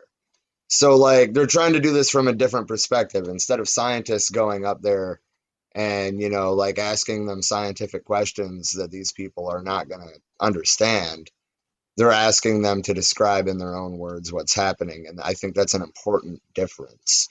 That's why I wanted to make sure I put the link in the comments, which is done if anybody's interested in watching it later. Yet the elders talk about all of this without anger, only a tinge of sadness. Canuck says this is an Inuit characteristic based on the belief that the world is forever changing. We know for a fact that way up in the high Arctic, there are mummified tree trunks showing that the Earth's climate was once different. When Inuit hunters talk about animals, they always talk about cycles. Everything goes in cycles. We just have to adapt to it. A trace of anger does arise when the elders talk about polar bears. Contrary to what conservationists say, the elders believe the polar bear population is increasing. They say more bears are finding their ways into communities, and the animals are being traumatized by scientists who are doing research that disturbs their natural life. Part of that, it might seem to them that the polar bear population is increasing because they're being pushed out of where they would typically claim as their domain. Right, they're being pushed into villages looking for food. They're being pushed so far south that they're crossbreeding with grizzlies in Right. Canada and making new species of bear. Which is probably necessary, I think, because neither of those species were doing exceptionally well. No. But That being said, it's an even potentially more dangerous apex predator that we had a hand in forcing to evolve in a right. way that is more dangerous. I think that they're issuing a stark warning, and I'm glad that people seem to be listening to indigenous peoples for a change. It might be hundreds of years too late, but we can sure as shit start now. Right. Well, like, guys, These are I voices we want need to to take a amplify. minute. Go ahead.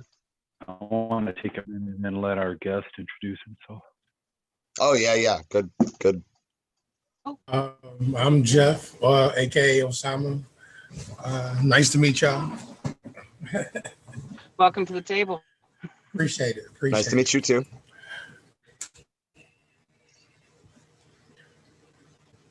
So our next Anything section else? is just so you're up to speed. Our next section is going to be mutual aid. I don't know how familiar you are with mutual aid. Not that much. We'll figure it out. Right on. So I'm gonna link this in the comments here in a second, but the first thing that we're discussing is a guide to urban homesteading. This was Sterling's contribution. I'm kind of sad that Sterling's not here to talk about it because he is currently working on urban homesteading, so he has some unique perspective on that. Which I guess I should clarify, this article particularly is more about sustainability than mutual aid, but that's okay. Here's what it Well, can they look go like. hand in hand because if you're producing sustainable crops, then you're able to contribute more to mutual aid of feeding the people around you. Exactly. And that's why I put them in the same category. For sure. Absolutely. So, in a single year, 6 households working with the organization Daily Acts in Petaluma, California, produced more than 3,000 pounds of food, foraged 2,000 pounds of local fruit, collected more than 4,000 pounds of urban organic waste to use as compost and mulch, planted more than 185 fruit trees, installed 5 gray water and rainwater catchment systems that saved tens of thousands of gallons of water. They tended to bees, chickens, ducks, quail, and rabbits. And they worked to reduce their energy usage and enhance public transportation opportunities. All of this came from 6 households. Now multiply that by how many households there are and Right, see the impact that we can make. right. Shit. That's beautiful. That's absolutely beautiful. That Right. has my brain going to areas of guerrilla gardening again and wanting to take cuttings from fruit trees and graft them onto other trees that are just lining the streets, like your free food. And Right. Yeah, absolutely. and All that's right. absolutely So beautiful. I'm sorry, I'm taking a second here. I'm trying to get this link copied into the comments in the stream. Gotcha. Well, while you do that, I can go over how to create a mutual aid network. Yeah. Because this is a great way for activists, leftists, and citizens to get to know their neighbors and really help build a sense of community. An injury to one is an injury to all. The multiple crises that we face call for us to engage in solidarity and resistance, and mutual aid is a great way for people to get involved. The creation of these networks will continue to provide support for community care and organizing, opening up new ways of shared well-being that will far outlive the current crisis. This is something that we've already seen happening in Flint for a while now, and it started with Peace Mob Gardens, which has now developed. With the people who started that now have an entire urban farm. And what they do is, like They take food to the farmers market, they supply some of the local restaurants, and that pays for them to be able to do things like whatever's left at the end of the week, they give away to the community. They do Food Not Bombs up there at, I can't remember the name of it right now, but it's a church on Davison, right over by Franklin. And you just pull up and, you know, grab what you need of the vegetables that are available and stuff that's produced there. There's fruiting trees that they've got planted there too now, and I'm not sure if those are producing yet, but things like that, you know, some people who are actually committed to making this happen. It doesn't take a whole lot of people. This is literally a handful of our friends in Flint making a huge impact because of just being able to come together. And, you know, they're collaborating with that church that helped them with funding as far as acquiring the land from the land bank. Areas like this where we've seen a lot of blight and houses being torn down because of that, make use of that space and start growing food there, feed your community. Right. Right. There's this is something that can be done anywhere. I don't care if you're living in an apartment, you can do those hanging deals where you can have like shelf upon shelf of various foods growing. You can make use of the space that you have and grow food. And it's oftentimes going to produce more than what you can consume in your household alone. Share it. So Robert Williams said, "Oh, now you're speaking my language. Guerrilla grafting." Yes. I love Yes, that. abso-fucking-lutely. Yeah. And Austin said, "This is why I'm pushing for a community garden in my area, as I think everyone should be." I totally agree. I don't think that we should stop at just community gardens. I'm debating running for office in Arizona next year, and if I do, one of my biggest focuses are going to be on green spaces in general. Community gardening will be a part of that, but we need more shade, man. And I don't mean palm trees; that's not shade. They're not native to Arizona or anywhere in the Sonoran Desert. I was going to say not necessarily. I have a friend down in Arizona. She has her farm and she's in the garden, but it's all it's like tropical garden like stuff back in Africa. She's really into the nature and natural stuff like that. So that's kind of like what you would have to go to, stuff that is more native to the tropical area and, you know, that climate. It's possible. She does it. Right. So that's her thing. Absolutely. That's her You're thing. finding the food that grow in the climate you're in. That's what's up. Yeah. Fuck yeah. Exactly. Well, that's what we're supposed to be doing anyway. Absolutely. Right. Like, seriously, It really they is. put charts on the little packets of fucking seeds to tell you this is what grows in this climate. Yeah. I also dropped the link on how to create a mutual aid network, and actually I'm gonna I want to just reiterate that AOC is actually involved with this, and ultimately my point there is that sometimes she surprises me. Sometimes I want to, like, you know, just continuously drag her for calling fucking Pelosi Mama Bear. But sometimes, you know, she skips Joe Biden's inauguration and goes to a strike in solidarity instead. You know, sometimes she helped other groups put together this manual essentially on how to create a mutual aid network. These are beautiful things. So I just wanted to give AOC credit where credit is due. Right, because at least in some of those manners, like stepping out and joining a strike and putting together stuff to help people with mutual aid groups, that's leading an example that we definitely need to see in government of people who are giving a shit. And, you know, I don't like her love for Mama Bear Pelosi either. Pelosi makes you want a pussy punch her half the time.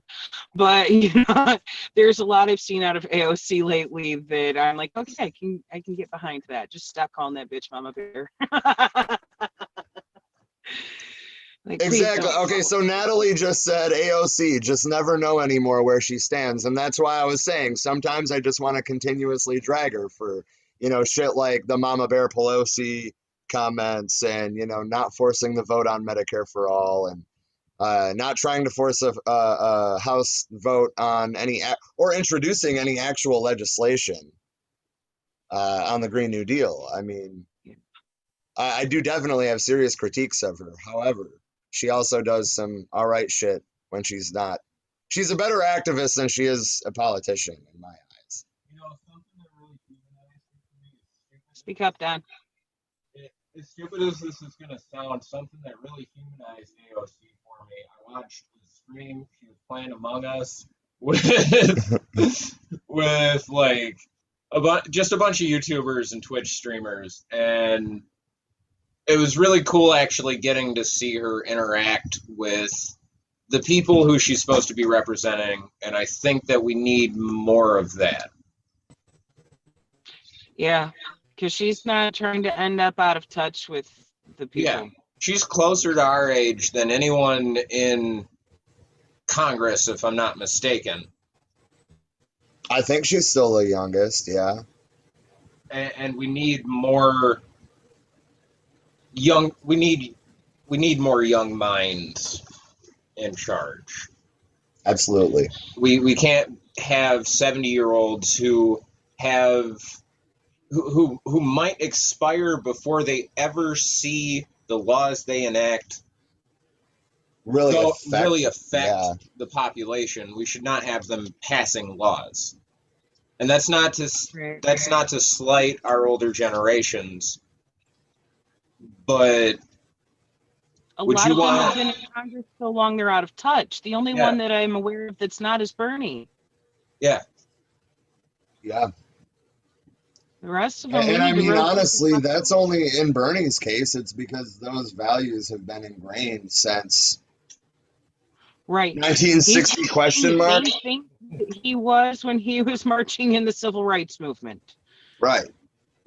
And I still think that the DOC will never understand the difference between their corporate fucking shills and Bernie Sanders. They will never understand why Bernie was so popular.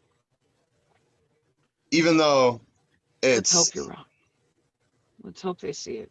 I don't think they will. I think that we're going to see another party replace the Democrats, personally. I would prefer that, honestly, as corporatist as they are, and as much as they've shown us that they're not really willing to represent us anyways, but, we're also much further left than the Democratic Party. Right. So I wanted to get into a little bit about mutual aid groups. In most charity organizations, you have somebody at the top that's collecting millions of dollars millions of dollars per year, and a significant portion of that money never makes it to helping.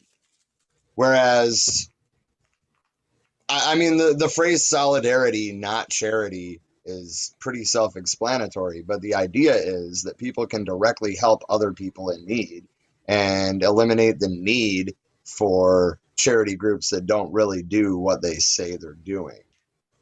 And for people, you don't need 5,000 layers of bureaucracy scraping money off the top before it sees anybody that needs the help. Right, exactly. So for people in communities who are marginalized and or criminalized, organized mutual aid networks can be a way to survive and thrive. And I guess probably the biggest mutual aid actions that I know of were probably the Black Panther Party's free breakfast program, which served 20,000 meals a week to Black children in 1969. That's a great example. Another great example is Occupy Sandy. When Hurricane Sandy hit the northeastern seaboard, the occupiers reorganized from a dormant movement and were feeding people warm meals by canoe in a matter of a couple of hours. It took FEMA 7 days to show up and ask the activists where to go. Guy Fieri. Right. Losing you, Don. Guy Fieri does more mutual aid and more to help his community and people in general than our own government does. Right. That's Um, awesome. so the Black Panther Party free breakfast program was just one element in a series of projects that work to not only meet basic needs for Black communities that face divestment, redlining, and systemic racism, but also provide space for shared analysis, movement building, and liberation. Indeed. Community bail Talk- funds, bystander intervention, and cop watch are more recent examples, which were also things that the Black Panther Party was doing, by the way. But they're more recent examples where the strategies for mutual aid are intertwined with public education about the underlying systems of oppression that create the need for community response. And obviously, COVID has just exacerbated the need. Really, I mean, Right. there's more people going to food banks than ever. Food banks are running out of food, and mutual aid organizations are popping up in every major city in America. And I'm sure it's not just here, although it's probably most prevalent here because we're getting zero help from our government. But that's another story altogether. Right. There's areas that were in total fucking food drought, didn't have anything available. Grocery stores were empty. And thankfully, mutual aid groups were able to step up and bring food into the people there who had no access to anything. I mean, think about it. When you're living in huge cities where a lot of people don't even drive because you're mostly using subway, public transit type things, you don't have a way to leave your city to go somewhere else necessarily for some fucking grocery shopping. So, like, thank goodness for the mutual aid groups bringing food in by the truckload and making sure that people were actually sustained through those food droughts. Yeah. So communities across the globe are organizing mutual aid projects of many kinds right now. Google Docs and Maps, as well as other digital platforms, are the tools of choice. Examples include financial solidarity projects for those who can help with financial assistance to reach folks who need cash directly. Food distribution projects that collect donations from grocery stores, restaurants, or individuals, and then distribute to those who are in need at high risk or sick. Disability ally projects to match volunteers up with folks who need extra support during the pandemic. And neighborhood pods that are self-organized group of folks who can count on each other for support. I think that we need a multifaceted approach, but the reason I wanted to talk about this is because, I mean, food distribution projects, you can buy some food and give it to somebody in need directly. That's mutual aid. That's what I'm trying to encourage. If you get one person to help you, that's a mutual aid network. Like you can start as small as you want. It's not like you need some mass amount of funding to do it. All it takes is a little bit of solidarity. There's one around Flint that it's all even done anonymously. Of if word is put out to the group that there's someone in need, it gets funded. Everybody who can donates what they can, and whoever was the first that actually made contact with the person who was in need, make sure that is distributed to them to get them the food, the toiletries, whatever it is that they're needing for their family. It's a beautiful thing. We need to see more of that. Yeah, absolutely. So Rob, do you want to? I'm about to drop another link into the comments. It's for Mutual Aid 101, which is put together by organizer Mariam Kaba and representative Alexandria Ocasio-Cortez. And I believe that the Mutual Aid 101, actually, let me just click it real quick and find out. I believe it's a document.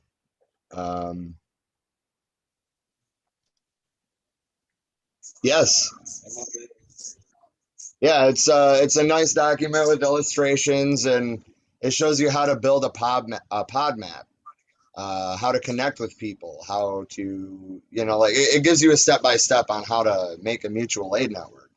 And I mean, like they're saying start small with 5 people. I'm saying start small with just you and another person if that's what it takes. People will see other people doing good things, and I think a significant portion of them will see it and want to get involved. Absolutely. It's inspiring. I don't think you're wrong. We've been in my hometown due to COVID and the lack of halting on bills and rent and things like that. We've seen a lot of people become homeless, and now there is a mutual aid. It's not being called that because I don't think they knew the word, but there is a community organized mutual aid program happening right now where you leave clothes or any extra thing that you have in a Ziploc bag with a note saying what's in it, and you pin it to a piece of clothesline that is running down the main street of my hometown. I love that. So this ties into mutual aid, but you want to know what I miss about Occupy? Huh? The People's Library. Oh, goodness. Yeah, we had some good resources. Yeah. So, I mean, that's another thing. You can put up a waterproof box in your front yard and put books in it and encourage other people to put books in it and call it the People's Library. There ain't no library card. There ain't no fucking late fees. Bring it back when you're done with it. Let somebody else read it. Right. Bring some of your own. Right. Let other people read those too.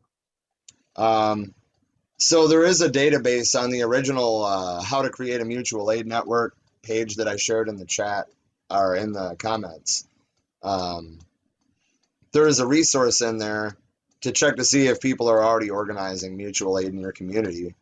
And you can get added to that database. I'm not sure if just anybody can edit it, like add things to it, but I know that it's being continuously updated.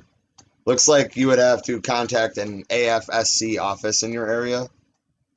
Or they list that as an option, I mean.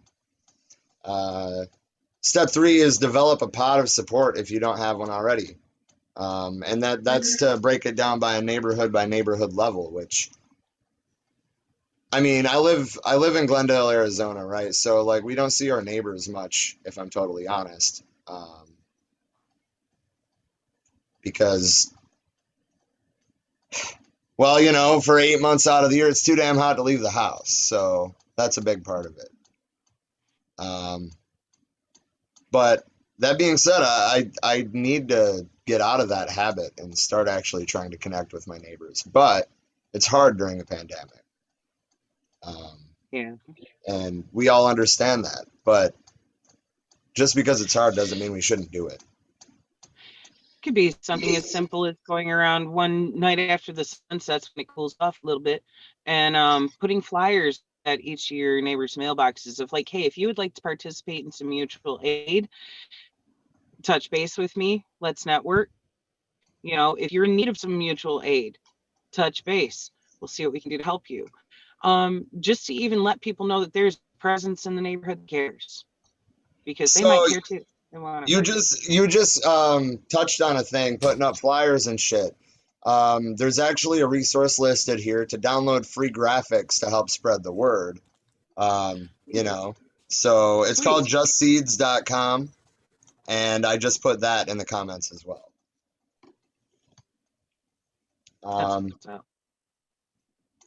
And that brings us to the end of that one. But again, I really hope that everybody will think about at least looking into that. Absolutely. Rob, you want that needs to grow.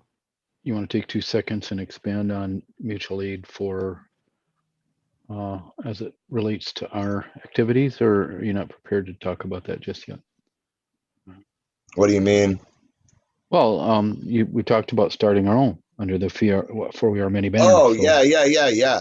And I mean, that's essentially what I'm getting at. I mean, I don't personally care if anybody does it in our name or whatever. Yeah. You know, people doing it is people doing it. But yes, we do plan to do obviously multi-location. We're kind of scattered all over the country, but we do plan on trying to put together a mutual aid network that hopefully spans multiple states. You know, maybe we need to set up another group specifically for that, of people who want to be able to at least have that meeting place to come together and network for that purpose. Right. Bringing some of these resources directly there. Right. That way they Because don't- I mean, if we network in a way that spreads across states, then when a natural disaster happens, we can act on a bigger scale than the individual communities that are affected. Right. I mean, hell, look with how much stuff we have available at the tip of our fingers, you know. There could be somebody across the country who needs help, and you could order groceries on your phone and have it shipped to them if need be. You don't even necessarily have to be in the same neighborhood to be in the same community. That is correct. That's what's happening right now. Hell, it'd probably be safer that way anyways under the pandemic, you know? Logistics. What's that, Jeff? I said logistics. Somebody, my connections all messed up. I'm all choppy. Can you guys hear me? Yes. Yes, sir. Can you hear me? Yeah, all right. Yeah, my Wi-Fi is all jacked up for some reason. It happens. Yeah. Hey, at least it's not as bad as the Wi-Fi the military gave us, man. I can attest to that. Might as well be dial up. Oh, Definitely analog. yeah. Sit there watching the screen, waiting and hearing the back of your brain play over and over again the AOL dial-up tones, all like. It's all that. Oh shit. So Robert Williams says that he loves the idea. Austin said he's going to definitely look into it. Natalie said yes with a thumbs up, and Austin said that sounds good. So that's why I kind of threw it out there, guys. I wanted to make sure that everyone in the chat who's listening or who's listening in future has an opportunity to kind of weigh in and join in. There's plenty of working models as examples. Some aren't even called as mutual aid networks. There's literally random mutual aid networks breaking, showing up every day on Slack and Discord. yeah. So it doesn't have to be complicated, and it doesn't have to have a lot of administrative overburden. It doesn't need to be organized to a point to other than to say, I need help. Right. And it becomes reciprocating. It becomes a practice, and once it becomes kind of implemented and effective, then we may have to worry about administrative control and things like that. Because I have seen other programs that were similar to, just the tools were different, right? Whereby they were victimized. So that's the only cautionary tale, is to look at the past. I can be more specific. There was a group of people that were direct descendants of the diggers, called the Rainbow Coalition. You may be aware of the Rainbow Coalition as it relates to Jesse Jackson. These guys predate that. They were true blue hippies. They were like, hey, you need an apple, I got 2 apples. It would literally boil down to something that simple. It emerged on the Usenet news groups in the 90s, and you could go in there and say, I'm stranded at a bus station in Kansas City, I need help. Somebody would show up within minutes, pick you up, bathe you, clothe you, and send you on your way with money to get to your next city. That's the kind of thing that we can do. Absolutely. It is the kind of thing we can do, and I think that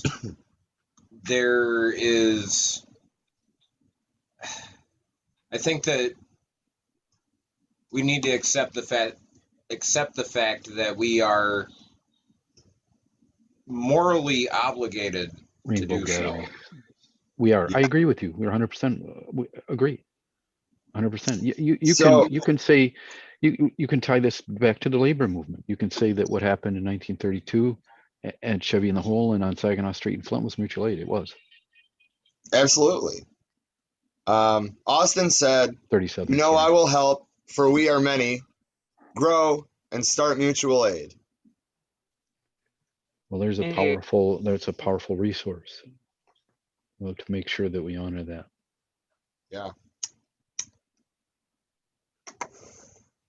Thank you, Austin. Well, we have better tools now. You know, and if we don't do it in person, face to face, handshake, eye to eye, we have better tools to help facilitate these kinds of interactions. I mean, good God, I'd feel better if one person who needed a goddamn package of ramen got one. I'm success, victory. Right. You know, I tell people all the time, even though I wouldn't necessarily outright label myself a socialist, I have a lot of socialist ideologies like healthcare, free healthcare for all, college tuition that's paid for by your tax dollars, because I mean you're paying the fucking taxes anyway. They should go towards something that benefits you, things like that, and just things that generally would help the community at large. And a lot of those ideas come from,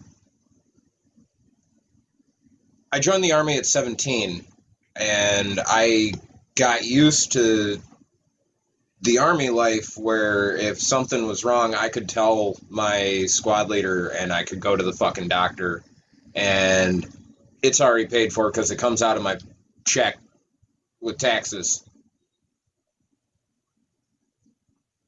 Right. You didn't have to question whether your basic needs were going to be met. Right. And you shouldn't have to sign up for the military to just have basic access to life necessities. You know, And even if the argument is that you have to in some way serve the country to get that, why does it have to be the military? Why can't it be the Forest Service, the Department of Natural Resources, yeah. Department of Health and Human Services, Natural Park Service, any one of these other services that Right. serve the country? Why do we have to risk sacrificing our very lives for the opportunity to go to college? Right.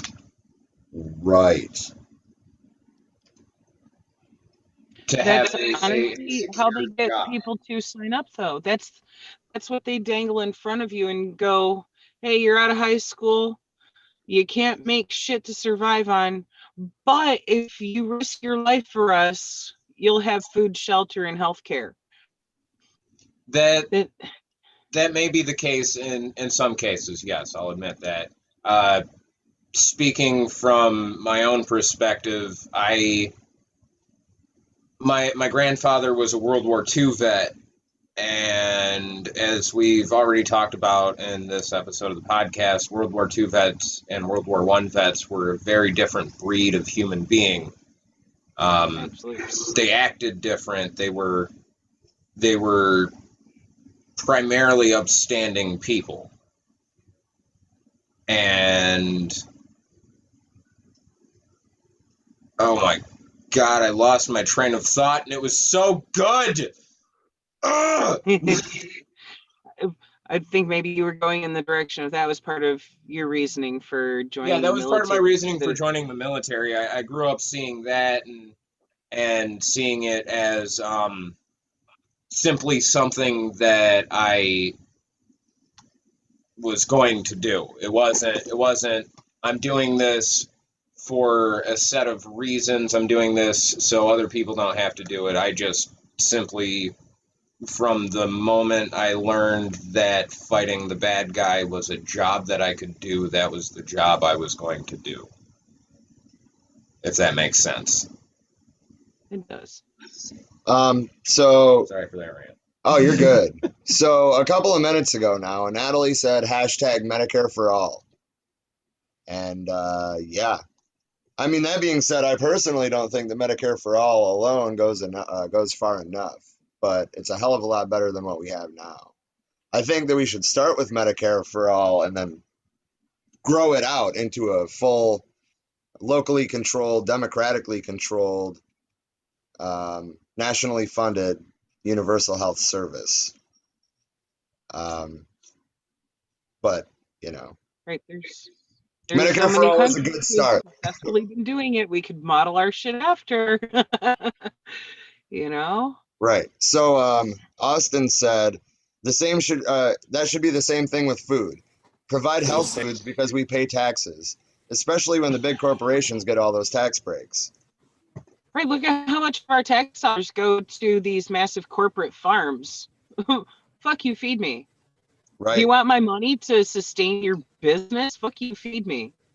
Natalie says, "Yes, it's terrible. I feel that, and how our young people have to become soldiers just to get an education and health care and not anywhere near enough pay." Right. Because keep in mind the part of you'll be fed is because you're gonna get told to go apply for a food stamp card and just to not do so in your uniform. Right. Natalie said, "I want the insurance companies gone 100% from our health care." And we can do that with Medicare for all. That's why I said it's a hell of a good start. Right. Um, The Medicare would wipe out the corruption that we're seeing with insurance companies. Their insurance for a profit on somebody's health shouldn't even fucking be a thing. Okay, bear with me now. What if we just simply seized the drug companies? for not being a socialist, you just put forward a straight up socialist idea, Right. motherfucker. There's Karl Marx in the room. I'm Sorry. down with that. No, exactly. The spirit of Marx. I think it's the spirit of Marx that is captured in my beard. Probably. Yeah. That's why I can't call myself a socialist. I don't have nearly enough beard. But you could. You No, gotta let it no, grow. Trisha, let's not lie to our audience. No, we both know. I never said it would grow in higher up your cheeks or anything, but it can grow longer. So, I mean, just for a little funny sidebar here, once upon a time, I used to call Don Neckbeard the pirate. I had it down here, but it was just down here, and it was just. I'm so proud of it, and like I see pictures of it now, and I'm like, what the, bro? We did get Tim Hortons to change their policy on facial hair, though. That's true. That's true. Damn. I don't know how many times they tried to get both of us to shave, and it never happened. I claimed religious reasons. Yeah. What are the religious reasons? You're not allowed to ask me that. Fucking Church of Heavy Metal. I mean, if I would have been asked that, that would have been my response. But after Don was like, "You're not allowed to ask that," they didn't even try to ask me. Weird how that works, isn't it? Just give me an extra hairnet and put it around my face. Okay. Natalie said, "Definitely not with the ACA." And I would just like to preface this by saying that lobbying is a big part of what happened with the Affordable Care Act. I mean, granted, I was pretty young at the time, but as I recall, Obama essentially pushed it as like, well, the Democrats in general pushed it as like potentially being a step towards single payer. But what really happened was the insurance companies decided what was going to be in the fucking bill before anybody ever voted on it. Right. And that's a problem. That's a huge problem. She also pointed out, look where his pockets got lined while he was a senator, like many of our congressmen. It's a corrupt system. Exactly. Lobbying needs to be made illegal. Austin It's said that he bribery. Term limits. term limits, yes. That Term limits. Nobody should be in power for 50 years. Nobody. Not at all. fuck no. Especially not making millions a year off of legalized bribes. Yeah. And And our not even fucking pocketbooks. Right. Yeah. Well, they're only getting a couple $100,000 from our pocketbooks each, but Yeah. you know, only. When I said our, I meant ours as in the entire country. Yeah. Yep. So much fucking money that we're wasting on these motherfuckers who don't give a single iota of a flying fuck to understand what a normal person goes through in their daily life. They're out of touch. It's not up yet. So, oh shit. I fucked up. Wrong slide. Rob Past fucked. that. Yeah. Technical difficulties. Oh wait, no, Learning curve. that one's We're still new copyrighted. at Hold on. Okay. Sorry. Moving on to the next section. At least it wasn't a wardrobe malfunction. I really was hoping that it was going to be the fucking the map of metal bands per capita. Oh, Dean, could you bring that up for us real quick? I just Yeah. shut it. Hold on, I just shut it. Go ahead. Go ahead. Yeah, go ahead. So, a woman got a handwritten apology and a new pride flag from the person who kept tearing it down. And she said, I seriously started tearing up. In this day and age, we don't see that a lot, so it means a lot to me. It warmed my heart. I mean, if the apology was sincere and not like a forced by the court thing, then we need to see that happening. I don't understand why in 2021 a significant portion of the population still cares what people do with other consensual adults. Right. Yeah, Too isn't many it odd? people. It's hierarchy. It's hierarchy. I don't, I don't mean to hijack, so keep going. Oh, you're good. I mean, it's just primarily been me and Rob talking, and then Trisha going on rants. Dean, please, by all means. Normally, it's That's what I me do, that's doing man. that. Normally, it's me that's doing that. It's hierarchy. It's hierarchy. I think it still boils down to ego, male insecurity, jealousy, and the need to maintain control over women. That's what it boils down to. I think a lot of blame could also be. I actually went on this tangent last night with Rob about where a lot of the things that are wrong with our society, that I see that are wrong with our society, the view of certain people being better than other people, in my opinion, not being a formally educated historian, but being somebody that has always been extremely curious when it comes to history, I think we could trace that shit all the way back to Rome. And I think that if you were to look at it from that perspective, you would notice that the countries that were farther from Rome's influence are happier now. Their population is happier now than the ones that were less far. And I mean, obviously, the United States was way out of Rome's influence, but the United States was founded by immigrants from countries that were directly under Rome's influence. Isn't that interesting? Because if you think about that, this Rome's cultural, societal norms and mores were literally what QAnon is shit in their Levi's about today. Yeah. That was common, their practice and function, you name it, all the bad shit. So actually, in this article, slavery, all of that stuff that we don't like today, that was 100%. It's funny that you brought up QAnon because, well, okay, so like obviously, since my mom passed away over the weekend, I didn't take the time to finish the actual slideshow for this, so I'm kind of using last week's to bring up, like the transition slides, and at this point, we're actually like Oh, reading. this is going to be about Marjorie. Yeah, QAnon Congresswoman sponsors bill to ban the rainbow Queen. flag. Queen Marjorie Green. Yeah, she's really pushing it with trying to ban the rainbow flag from being flown at embassies and stuff. Like this started, a while back under Trump of Yeah, she him called telling it the Hate certain America countries- flag, actually, under Trump. Yes, she literally did call it the Hate America flag, and trying to say, well, this doesn't represent who we are. Well, bitch, you don't represent who we are. Amen to that.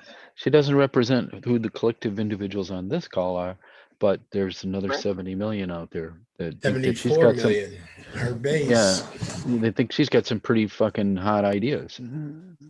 Yeah, well, This is that's what I out of kept saying. 350 million, so she's still outnumbered. Trump was No a matter how many tweeter, a of them believe poster. shit about Jewish space lasers.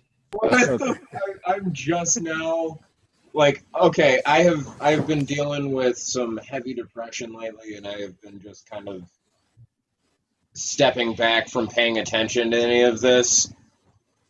It's been about a month, and we're on to Jewish space lasers. Yes, that is I step straight up. away from a month, and you motherfuckers go to Jewish space lasers. That's one of her crazy QAnon fucking things that she's been putting out there, or at least was before she got elected, and she's trying to delete those posts like nobody saw them, and it's like, no, we fucking saw them, you anti-Semitic fucking racist bitch. I just heard about the Antifa sluts that have psychedelics. Drugged vaginas to go fuck out everybody who's going to the This Shouts morning, out, shouts out to my we were Antifa talking sluts. about that, and Don's mom was sitting on the couch, and she looked up from whatever she was doing on her phone and was like, "What?" Like the shit that spills out of Green's mouth is just straight up fucking insane, but at least it's making for good entertainment. Well, Trump was entertainment. Yeah. But now look at it. But now look at it. Exactly. She also has time to hate the. Okay, wait, I skipped a part. Sorry. Representative Marley Taylor Greene is best known for her conspiracy theories about satanic pedophilia cabals and Jewish space lasers, trying to impeach Joe Biden on his first day in office, and accusing the victims of school shootings of being part of false flag operations for the government to take away people's guns. Dean, you want to start a cabal with me? Sure. It sounds like so much fun, man. Yep. Might as well lead a group of empty-headed dipshits into over the cliff. Hey, man. But she also has time to hate the rainbow flag. She is a co-sponsor of House Resolution 85, which is titled, oh my God, which is titled the Old Glory Only Act. The Blue Lives Matter Only with the Punisher logo flag act.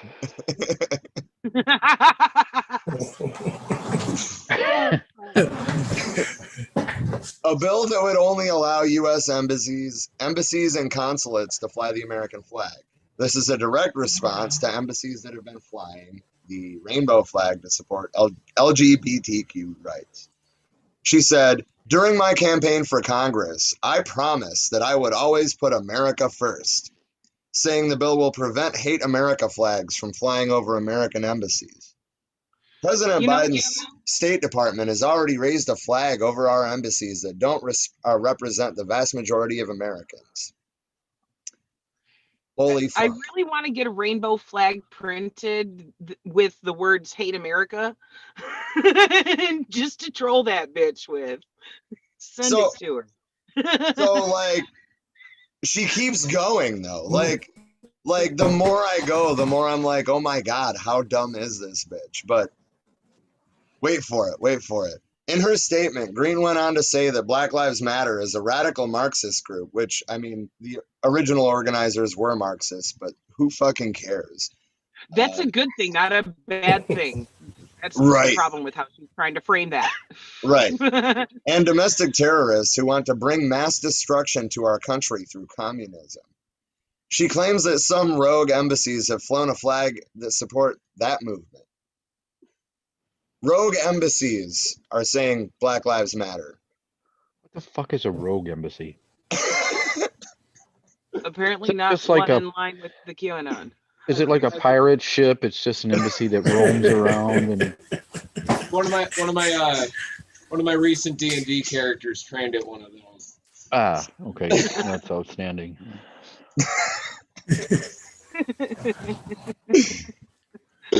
Oh my God.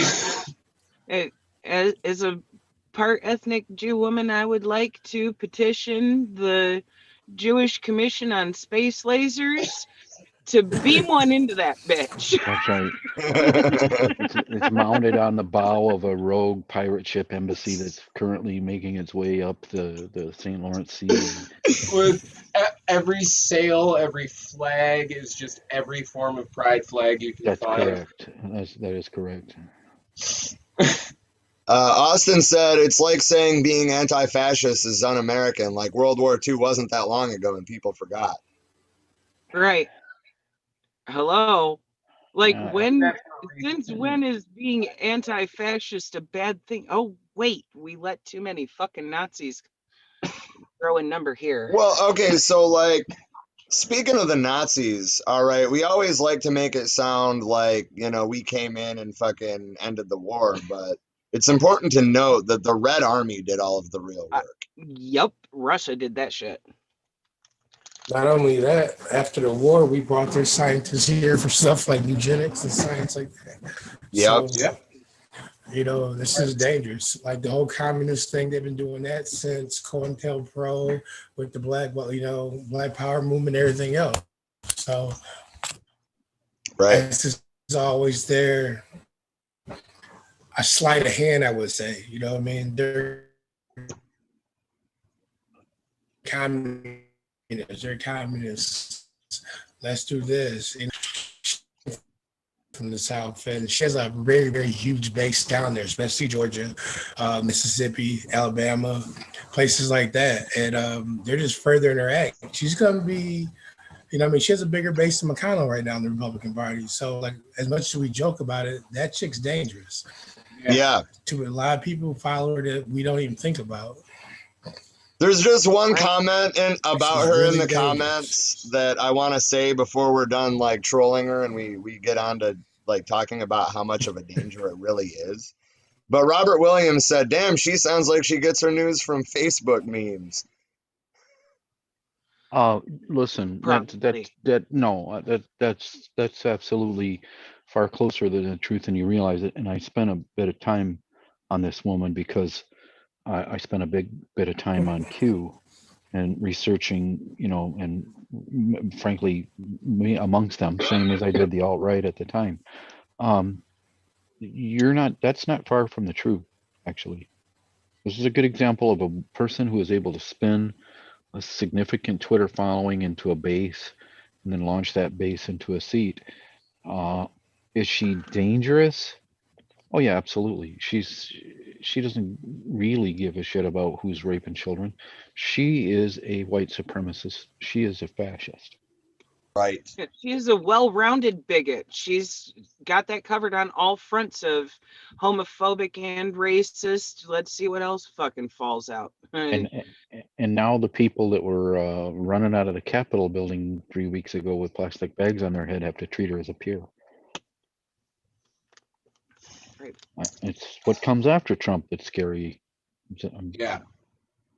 Right. They shouldn't have just removed her from those committees. They should have been like, sorry, but fuck you, get out. If you were, mean, she's she was dangerous. involved, if I'm not mistaken, in the organization of the Stop the Steal movement. Why isn't she being charged with sedition right alongside Trump? Right. Give it time. She is inherently dangerous in that she's not your She's not your racist uncle that tries to trigger you at Thanksgiving, who says some shit that he knows damn well is wrong. He's willing to say it anyway just to get a rise out of you, even though he knows he's wrong. That's the thing. A lot of these people know they're wrong. They say it anyway. Well, They go ahead. right? Yeah, no, and she believes she's right. That's a key difference. I was You going to put say that the whole movement of the whole white nationalist thing, they're not in, you know, what we think, they're not wearing Nazi flags and swastikas and, you know, wearing hoods over their head. They're in suits and, you correct. know, and stuff like that. And they're cops, they're lawyers, they're everything.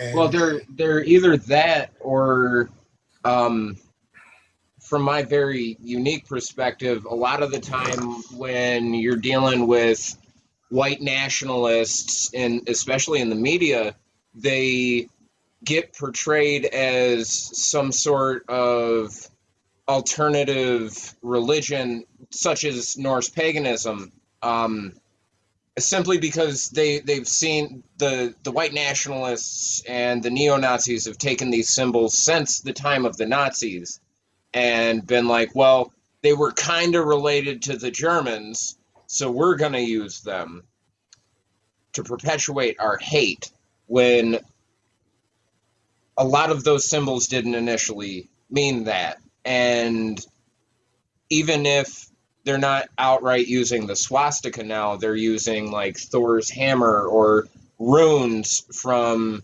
Norse mythology. I'll be honest with you guys. When I see that stuff, I'm automatically suspect.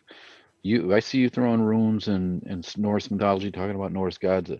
I'm about halfway to assuming that you're a fucking Nazi.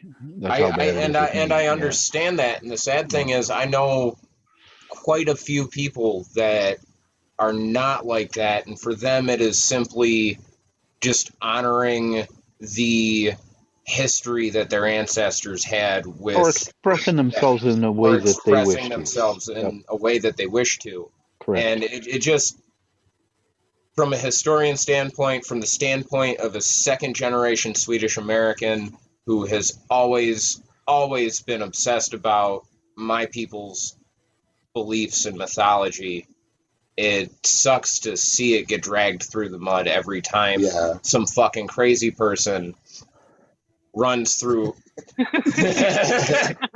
runs through that. fucking. But no, I mean, this is hilarious, Dean, and I appreciate it. Thank you so much. It's heavy, man. This is life for Christ stuff, right? Yeah. That's the difference, right? When you say these people co-opted it, they those there's there's a specific category of people who thought they were doing the same thing we're doing right now. We're out to help people. We're out to change the world. They thought that by eradicating Jews or subjugating people of color or whatever it is that they were doing, that they were helping, right? That's not what's going on here. There's the neo-Nazis really just want to fucking piss you off and have you take a swing at them. They don't give a shit. I have care. seen, you know, like across Facebook, people of Norse pagan beliefs defending themselves and trying to distance themselves. Oh yeah, the community was real quick with that this time. Yeah. Last time it was a mass shooting, and the dude was covered in symbols from Norse paganism and shouting about going to Valhalla when the cops killed him. And you know, and then he got backed up by this organization known as the American Asatru Folk Assembly, That which sounds scary as fuck. I don't want any part of any of that. you don't. They're straight up bigoted, racist. If I could actually recall the proof that ties them to the white nationalist movement, I would cite it right now. Right on. They do, in my opinion, some of the most perverse shit you could ever do to any sort of belief system. How dare you hide behind it and use it as an avenue for your fucking hatred? Right. They backed that guy up saying, you know, that was his belief. And the rest of the community, it took about a month, but then you noticed that this declaration came out called Declaration 127. It references in this piece of Norse poetry. It's called the Havamal. It's proverbs basically, and in it, Odin says to the narrator, if you know of a misdeed, if you know of wrongs being committed, speak out against them and give your enemies no peace. And that's what they were quoting when they brought up, we do not align with the AAFA. They don't speak for us. And then this time with that QAnon shaman guy, it was literally that day as it was happening, a new one was being drafted to point out this guy's a fucking dickbag and we don't support that. Okay, so we have a bunch of comments. So I would like to point out that we somehow managed to move into the next segment, which is combating fascism, and we're totally doing it free form, and I like it. I just got speaking on something that's close. Right. Anyway, so Natalie said Trump and alt-right media convinced people that Antifa was bad, and many believe it. And sadly, yeah, that's absolutely the truth. Robert Williams said, absolutely dangerous. It's rhetoric Nazis used all the time. Again, yes, spot on. Natalie has a question for Dean.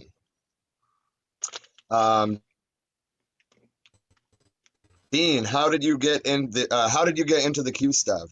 Did algorithms help? I wanted to see just how extreme or how they loop people into things. It's so outrageous. Robert Williams said, actually, yeah, go ahead and answer that before I keep going. So, so I noticed in the 8kun board about 3 years ago, this voice appeared, and it had a very distinct set of messages, and it posted cryptic things. It's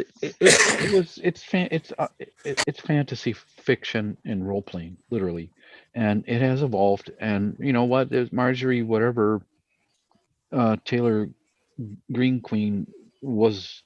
She was red pilled realer, like almost at the beginning of this thing. So I've been following these fringe right wing things for quite some time, and just kind of wandered into the cesspools where they operate. That's kind of how, and if you're interested in following along, or just paying attention to what's going on, there's a few podcasts out there that QAnon Anonymous is one of them that does an excellent job of breaking down where to find who's done what the history is, who's today, and how it affects today's activities. And then the second thing is, I've watched this, and it was during the pandemic. It's like within the last 12 months. QAnon Shaman is one of these people, whereby they could have hung out with us. They would have been indistinguishable from anybody on this call. They would have sparked a bowl up with you. They would have talked about sustainable living and mutual aid. But there's somebody raping kids, and they're upset about that. So they're generally, I think, good-hearted people, easily misled. These are the same kind of people who post things that are dubious on Facebook. We all know them, and by dubious I mean, how you can juice away cancer, or how that kind of nonsense. They're very woo people. They're very they're hippies, right? And there's a lot of these, and they're unfortunately mostly female, and they are very upset that somebody's taking advantage of kids, and it's such a hot topic that they're not even going to bother to check the details too much. Better safe than sorry kind of situation, right? Right. Well, that's actually a problem, because if you're spreading false information, then that is a distraction away from the kids that actually have been kidnapped and well, they're not trafficked. just spreading false information. They will go on tangents, especially in the Facebook groups, they'll wind themselves up into a tizzy, and then they'll start calling child protective services. There's been a multi-1,000% increase in reported sexual abuse just in the last 9 months alone. They're making Wow. it so the people who have to investigate these matters are literally overwhelmed with, frankly, bullshit. So Robert Williams said, "A fascist never says I am a fascist." No, you could say But that. You could say that about anything. Austin, You're right. You know, right? But he's right. Austin replied to that saying, "But now you can pick them out for being anti-fascist." Right. Where's my Antifa sluts? Yeah, we need the Antifa sluts. I've Bring heard drugs. that. I've heard Good. that they. I can't even. So I'm glad to say that Lansing, he was a fellow Flint occupier, which is funny. He was from Lansing, that's why we called him Lansing, but he was part of the Flint occupation. Anyway, Lansing says they try to co-opt my beliefs as a soapbox for their hatred. Talking about the tangent that I went on. About yes. I'm glad that he said that, because it means that I'm not the only one that's noticing it. It is a real problem. There are genuinely good people that follow this faith, and any religion being used as a mask for hatred is blasphemy on that religion. Yeah. Well, it's I a must shame, take man. a moment then to point out Leviticus and Deuteronomy, and where they had laws there on how to properly own slaves, beat slaves, kill your slaves, sell your slaves. That had more to do with the ruling class of the tribes of Israel at the time than it had to do with the teachings of the deity that they followed. Remember that all of this has been written down by men of power, and therefore men of education, because at the time it could not be, you weren't, the peasantry simply was not as educated as the royal class during the migration period of the Israelites. It's just simply not the case. However, it does intertwine there, because there's a lot of these cases where they went and completely destroyed other villages of neighboring tribes, not Israeli, Jewish, Hebrew tribes, etc. Yeah. But, Gentiles.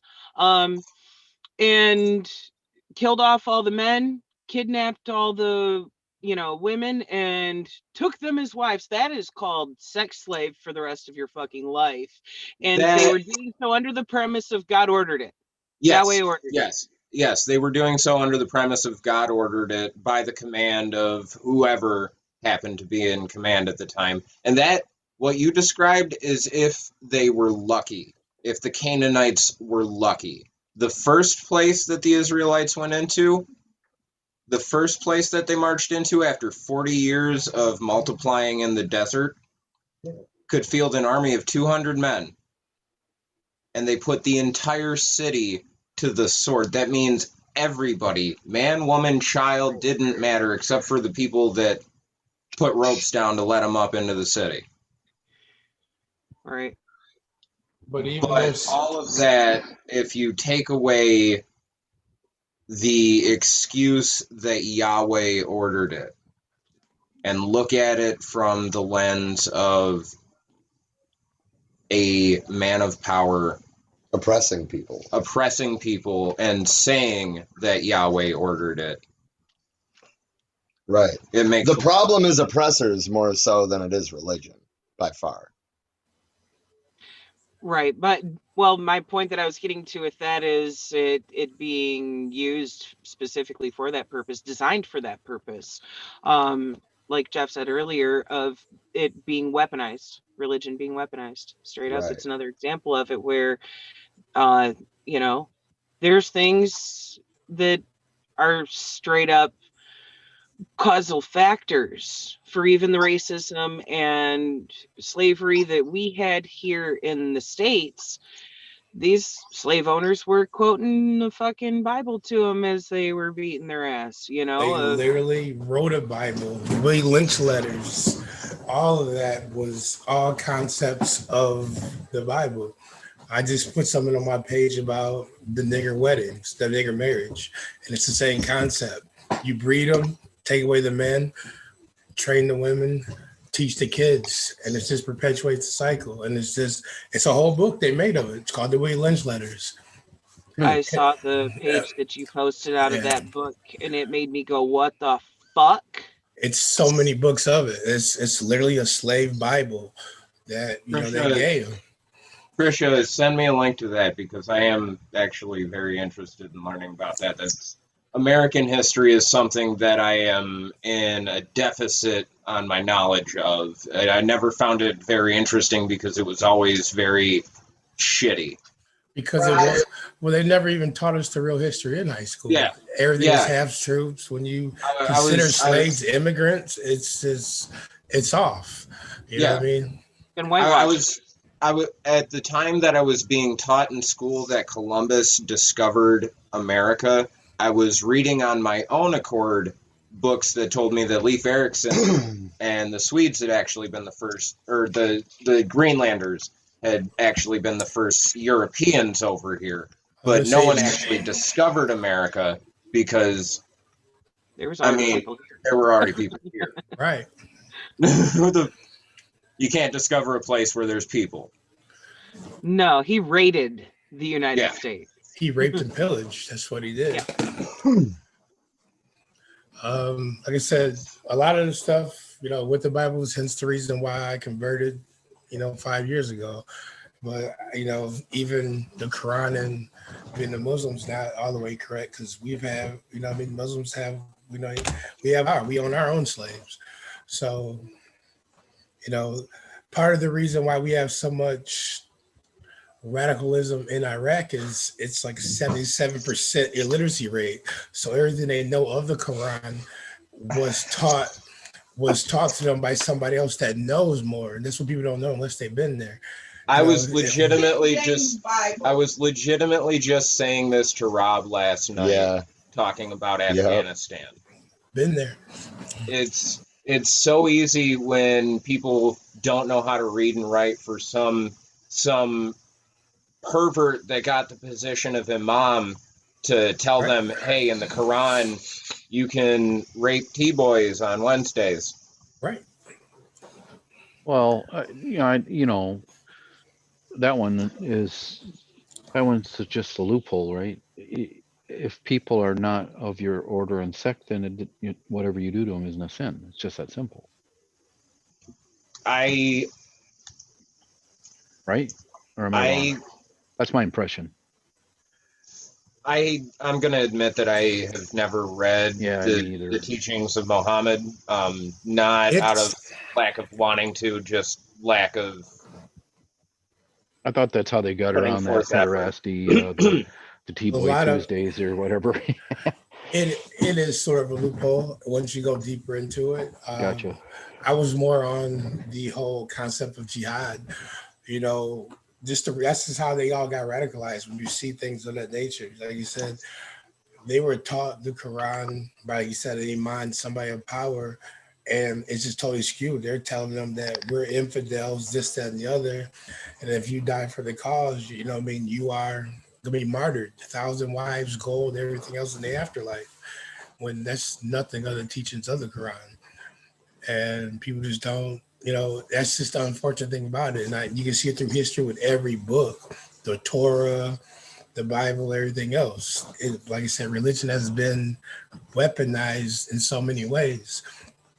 And over every century, every time frame there is, from slavery on back, still to this day. Look at Jonestown, David Koresh, all that. It's always been weaponized. And the most recent, it just happens to be my Muslim faith. It's just what it is. It's what you see on a daily, but you see it now more with, like I said, it's always been that way with the KKK. It's been like that with so many other things. It's all in the name of God, whoever your Messiah may be. And it's sad. Oh, or it's all because the devil made me do it. Facts. Right. What an easy cop out, right? Right. I You never have to take nowhere in responsibility. the Bible, and I correct me if I'm wrong. I'm sure nowhere in the Quran does it say that Lucifer travels around legitimately forcing people to commit sin. All it says is he tempts them to, and then punishes them when they do. In neither Sure, book you like is to he leave that even part out. in neither book is he even mentioned that much. Yeah, And that's something. And in yeah, neither book, yeah. And they it's just use this cop out. The devil made me do it. I sinned, but it wasn't my fault because the devil was doing it. No. Right. Exactly.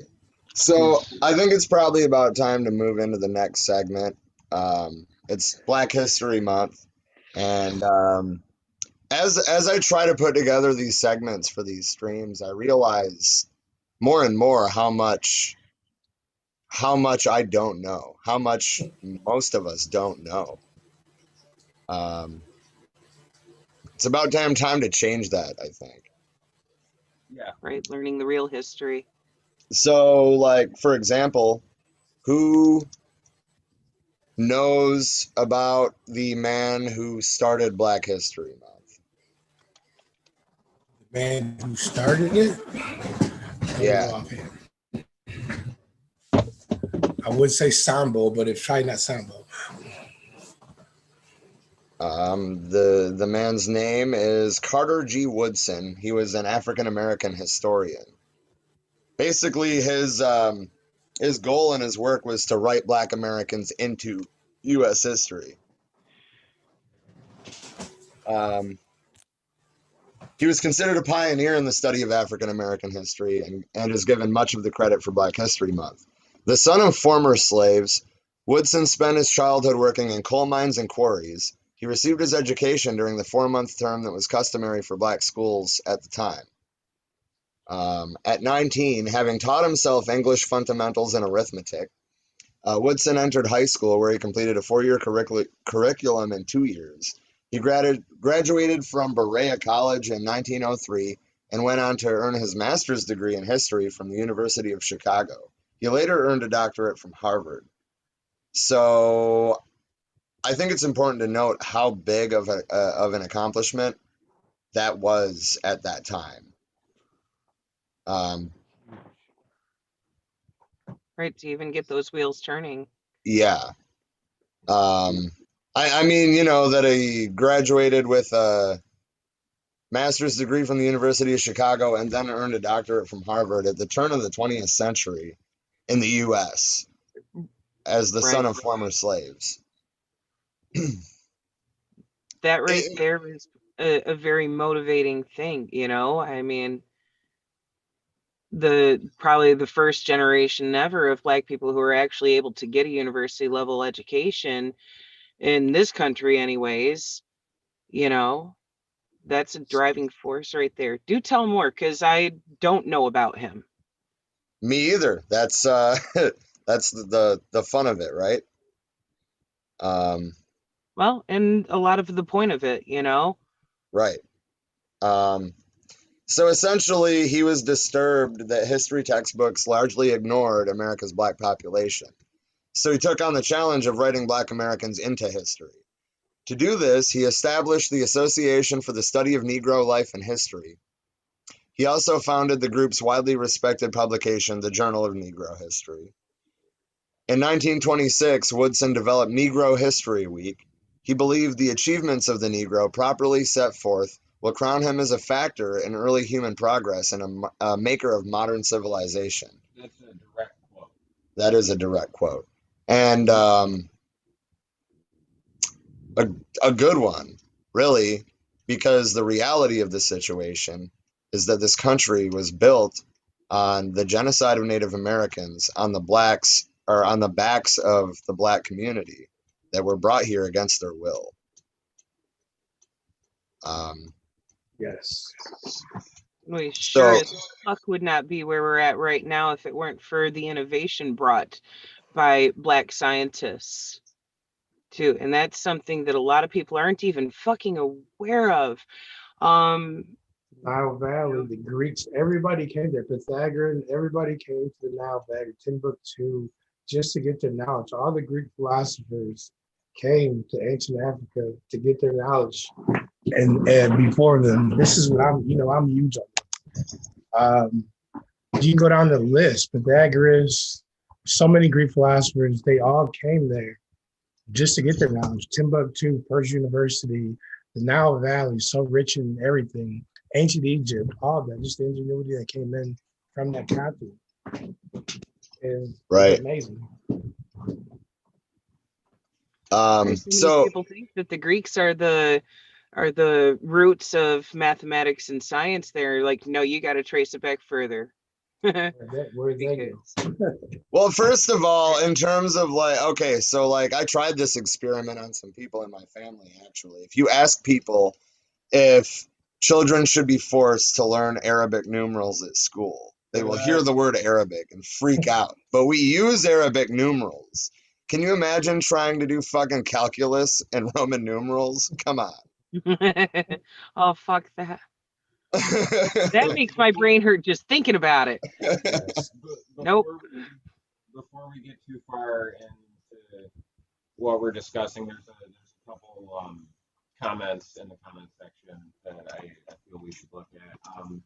Natalie, first and foremost, we're glad that you found this podcast too. Part of me wants to say you're welcome for setting this up, but I didn't set this up. And quite honestly, I'm sorry that it took this long. Natalie also said that in Natalie's opinion, religions enslave the person to what is man-made, and I wanted to touch on that because I think that this distinction needs to be made. I don't feel that it is necessarily the religion that enslaves the person to something that is man-made, but the dogma that comes with that religion. If you look at religions that do not have a dogmatic practice set up, they're typically a lot less, for lack of a better term, enslaving to the masses. Like Buddhism. That's my Like way of Buddhism. life. Religion. Yeah. There is no deity to worship. It's about reaching enlightenment, learning about yourself and others and existence itself, connecting with it. That's why there really does need to be a line drawn in the sand between the genuine parts of religions that are speaking to actual spirituality and our literal connection to everything that is proven by fucking science. We're talking chemistry and physics as far as how you impact everything around you. And draw a line between that versus the dogmatic shit that ends up leading people down the wrong fucking paths. What's up? What's that look on your face, Don? Admin stuff. Emily pointed out that we were over 3 hours. This is our last major piece, really. I want to talk about left unity a little bit after we finish this piece, because that's a recurring theme as well. But sorry, I just wanted to. But yeah, that is a fair point that we are over 3 hours. Though. Doesn't even seem like it's been that long, Not at all. but it never No, does. it really don't. In 1976, Negro History Week expanded into Black History Month. And apparently Woodson had chosen the second week of February for Negro History Week. That's why they made February Black History Month. But the reason that he chose February is because Frederick Douglass, who escaped slavery and became an abolitionist and civil rights leader, though his birthday isn't known, he celebrated it on February 14th. And President Abraham Lincoln, who signed the Emancipation Proclamation, which abolished slavery in America's Confederate States, was born on February 12th. Well, that leaves the remaining 11 months to be White History Month, as they have been. I That's mean, why I like what you're right. Black does with their stuff. It's like it's Black History Year all year round, Yes, every it day. is. Every day. It's I American like it. history. I've learned a lot, huh? It's American history. I tell people that. Like, it sucks it has to be dwindled down to a month, but there's a lot of I call them founders of this country that were Black. We just you never hear of. You know, people complain about HBCUs and things like that. My dad graduated from HBCU. Um, it's so many contributions we've had throughout stuff people don't even understand. Stuff that we use on the daily that were contributed by Black inventors and things like that. I remember doing a report in high school on George Washington Carver, and my teacher literally said, "You mean George Washington?" I said, "No, George Washington Carver." And he just didn't know. And it was just weird to me. But it's just, You schooled the teacher. yeah. That's what's up.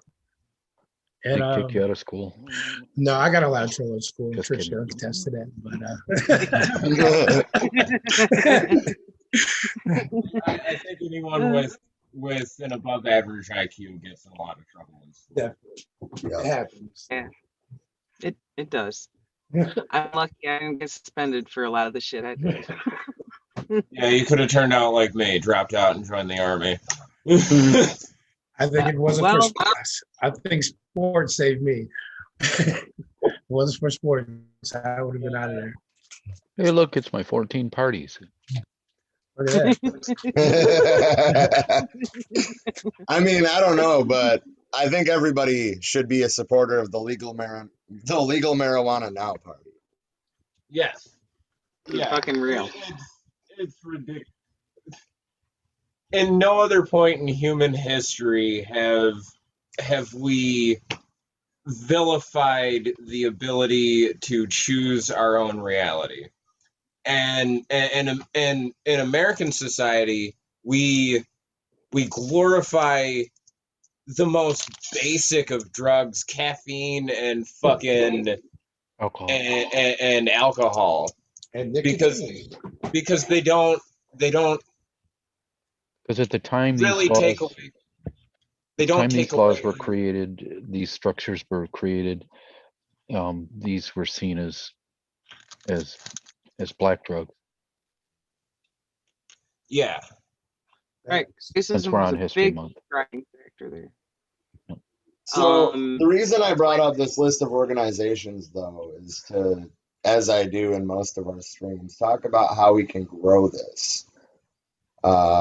This is taken from Howie Hawkins' website. These are all of the parties that got behind his campaign. And essentially what the Left Unity campaign started as was a partnership between the Green Party and the Socialist Party called the Green Red Alliance. And Note the lack of the DSA here, by the way, everyone. yeah, I mean, there's 3 DSA groups out of the entire nation on here. Most of them are simping for Democrats, and I really don't understand it. The actual DSA is absent. We can't say simping if we're streaming. Yeah, we can. It's all right. Okay. They changed that because that was getting people banned. I know, right? Oh man. So no, anyway, I just wanted to talk It's a about big how topic. oh my God. How do we get like other groups involved, like the rest of the DSAs, for example? How do we get the Movement for a People's Party involved? How do we get the Sunrise movement involved? Pressure on them by getting involved ourselves is a good first step. Well, the DSA is they're on their own trajectory. And they're lining the labor unions behind them. You know, once that happens, and I could be wrong, but I would think that if they manage to accomplish the big unions, then you might see you might see a paradigm shift, right? Not a big one, but enough of one that the needle starts to move a little further, right? And I do recognize Bernie and his predecessors as key figures in establishing that. But the reality is, these folks ain't talking. The DSA ain't talking to anybody on that slide that was just previously shown. No, that yes, there's DSA. Yes, there are DSA people in the United States House of Representatives as I speak, but and that's the key. Unfortunately, you have to align labor, you have to align a constituency, and you have to seek office. The Greens have been consistently doing that at the state and local level for a very long time, but then I might argue that there's a lot more Marjorie Taylor Greens in various state house legislative bodies than there are Howie Hawkins. Yeah. Oh, we need to change that. State legislator is. I mean, that's why in the lousy group, with though, kooks. Fucking occupy the legislature. yeah, for real. Those seats. I mean, so, Oh God. Don, you said it. You said younger people running for office. Absolutely. We can be. I can put this in a positive way. For every Q candidate, likely a progressive. That's the wrong way to say it. An alternative candidate showed up, such as a person of color or a female or a trans person was just elected to a state house. In fact, if you guys don't recall, in the two seats, the two guys that started the no trans in the bathrooms thing, that was apparently an enormous issue this country faced 2 years or 3 years ago. I still go off on teetotaling old ladies that live up here that talk about they're trying to make it to where men can go in the bath. No, they're trying to make it to where trans women can use the women's bathroom. Well, nobody's going in there to look at your little girls, and why are they unfucking supervised in a public bathroom anyway?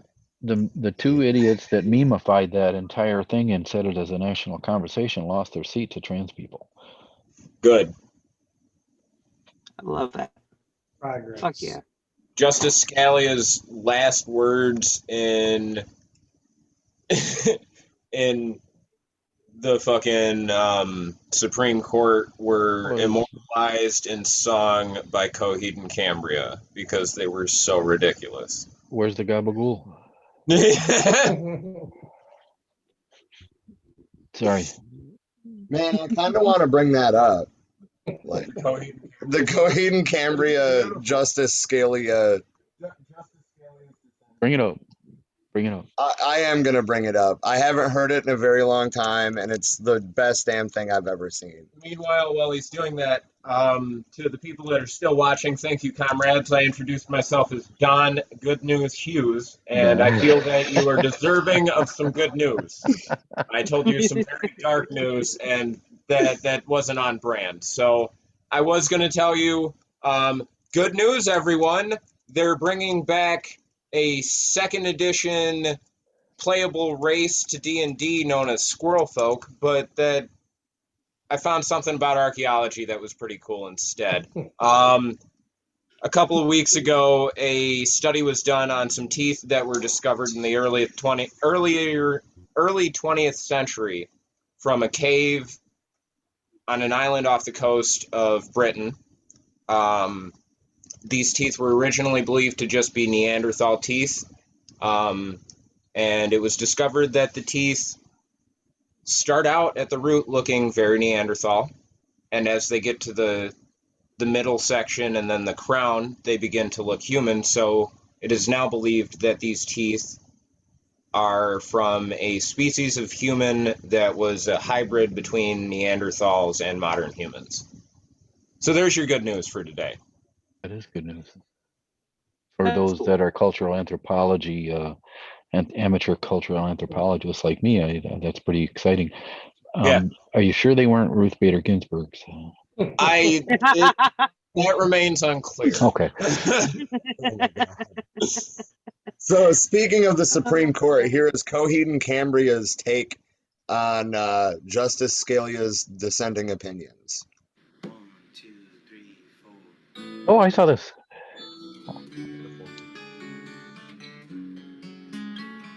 And their drummer in the background is achieving nirvana.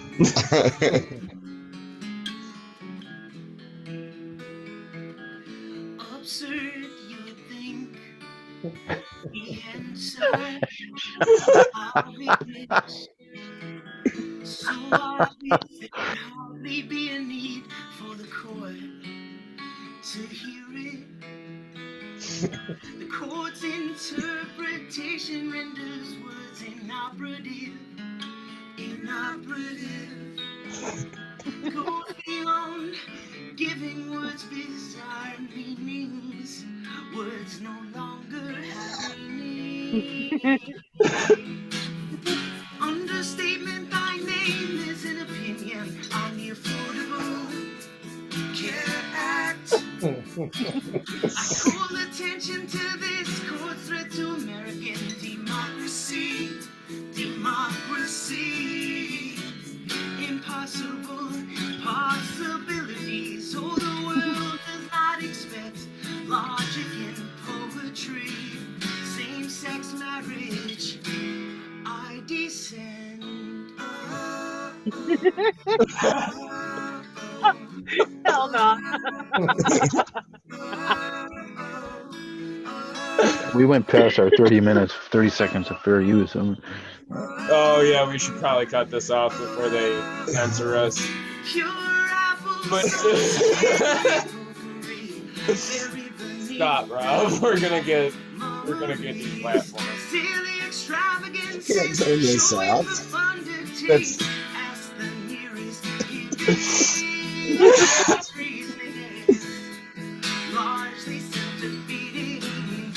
Understatement by name is an opinion on the Affordable Care Act.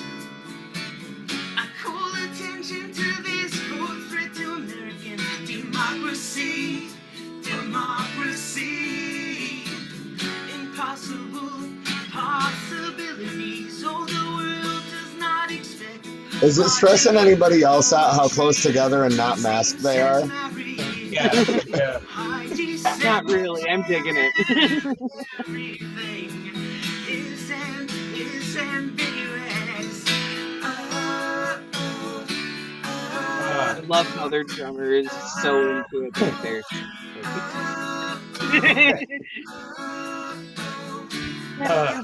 Remember, America, you allowed this.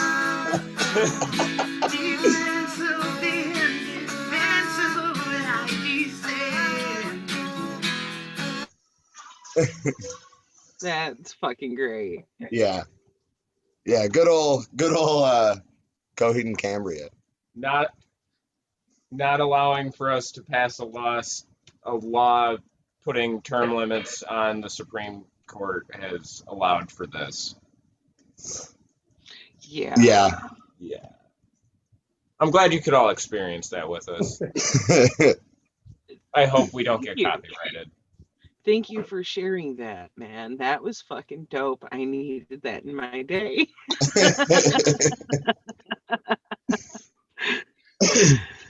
Just remember, America, words no longer have meaning.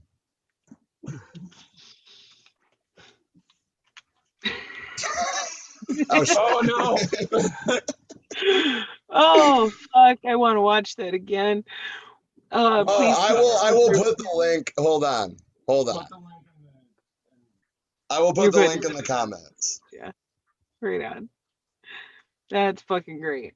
All credit to that goes really to the infallible genius of Claudio, the lead singer of Coheed and Cambria. I mean, but we do have to give credit also to the lyrical contributor. Oh yes, Justice Scalia. And to Funny dude, Everybody. what? A year later, they did a piece about Mitch McConnell. Okay, we're diving down this rabbit hole. No. Well, that answers the social distancing question. I didn't realize it was a year old. Oh, or more. that video is from 2015. Yeah, I didn't know that. Yeah. Okay. That's an I excellent door. I Nice put house. the link in the comments though. Sweet. How do we end this? Um, Throw up solidarity fists and shut it off. I mean, Cut it off in the middle of the sentence, You gotta like have that awkward of sign off. The way that we end this is to remind people how and where they can find us, how they can support us, and when we'll next be on the air. Also, I'd like to give a moment to Don or Jeffrey, please, if you have anything to bring attention to or anything to plug, please plug it. Go ahead and feel free. If you've got a personal project or something that you'd like to draw people's attention to, feel free to do that. If not, I don't have any. As far as a personal project, I don't have anything that I would feel comfortable bringing up on this platform. Simply does because your artwork have a Facebook page? no, it's just my personal page, but Okay. I didn't want to mention it simply because I don't want to use this platform to benefit myself. No, I think that's fine. I mean, if you've got your own personal projects, I don't see a problem. I don't see a conflict of interest in that.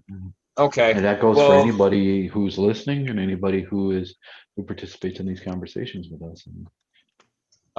For those who are interested, I do art right now. I'm doing it as therapy. I'm attempting to make a living doing freelance art and graphic design. I don't have an education in that, but I have real talent in the field. Absolutely, your work is beautiful. Go ahead, check out my Facebook page, Don Hughes. It'll be very easy to tell which one is mine. It's a self-portrait I did a while back. Or at that Swedish chef on Instagram and Twitter. At that Swedish chef folks on Instagram and Twitter. And the last thing that I personally would like to bring up is just simply, if you guys know anybody that is struggling right now, times are very tough. And from a veteran standpoint, from somebody that's got mental problems, if you guys know anybody that is struggling right now, please reach out to them. Don't sit around waiting for them to reach out to you, because sometimes we hide it to keep people safe, not realizing that hiding it is hurting everybody. Been there, done that. Osama, if you have anything to throw out there. Not yet. Got some things in motion, but they haven't came to fruition yet. In time.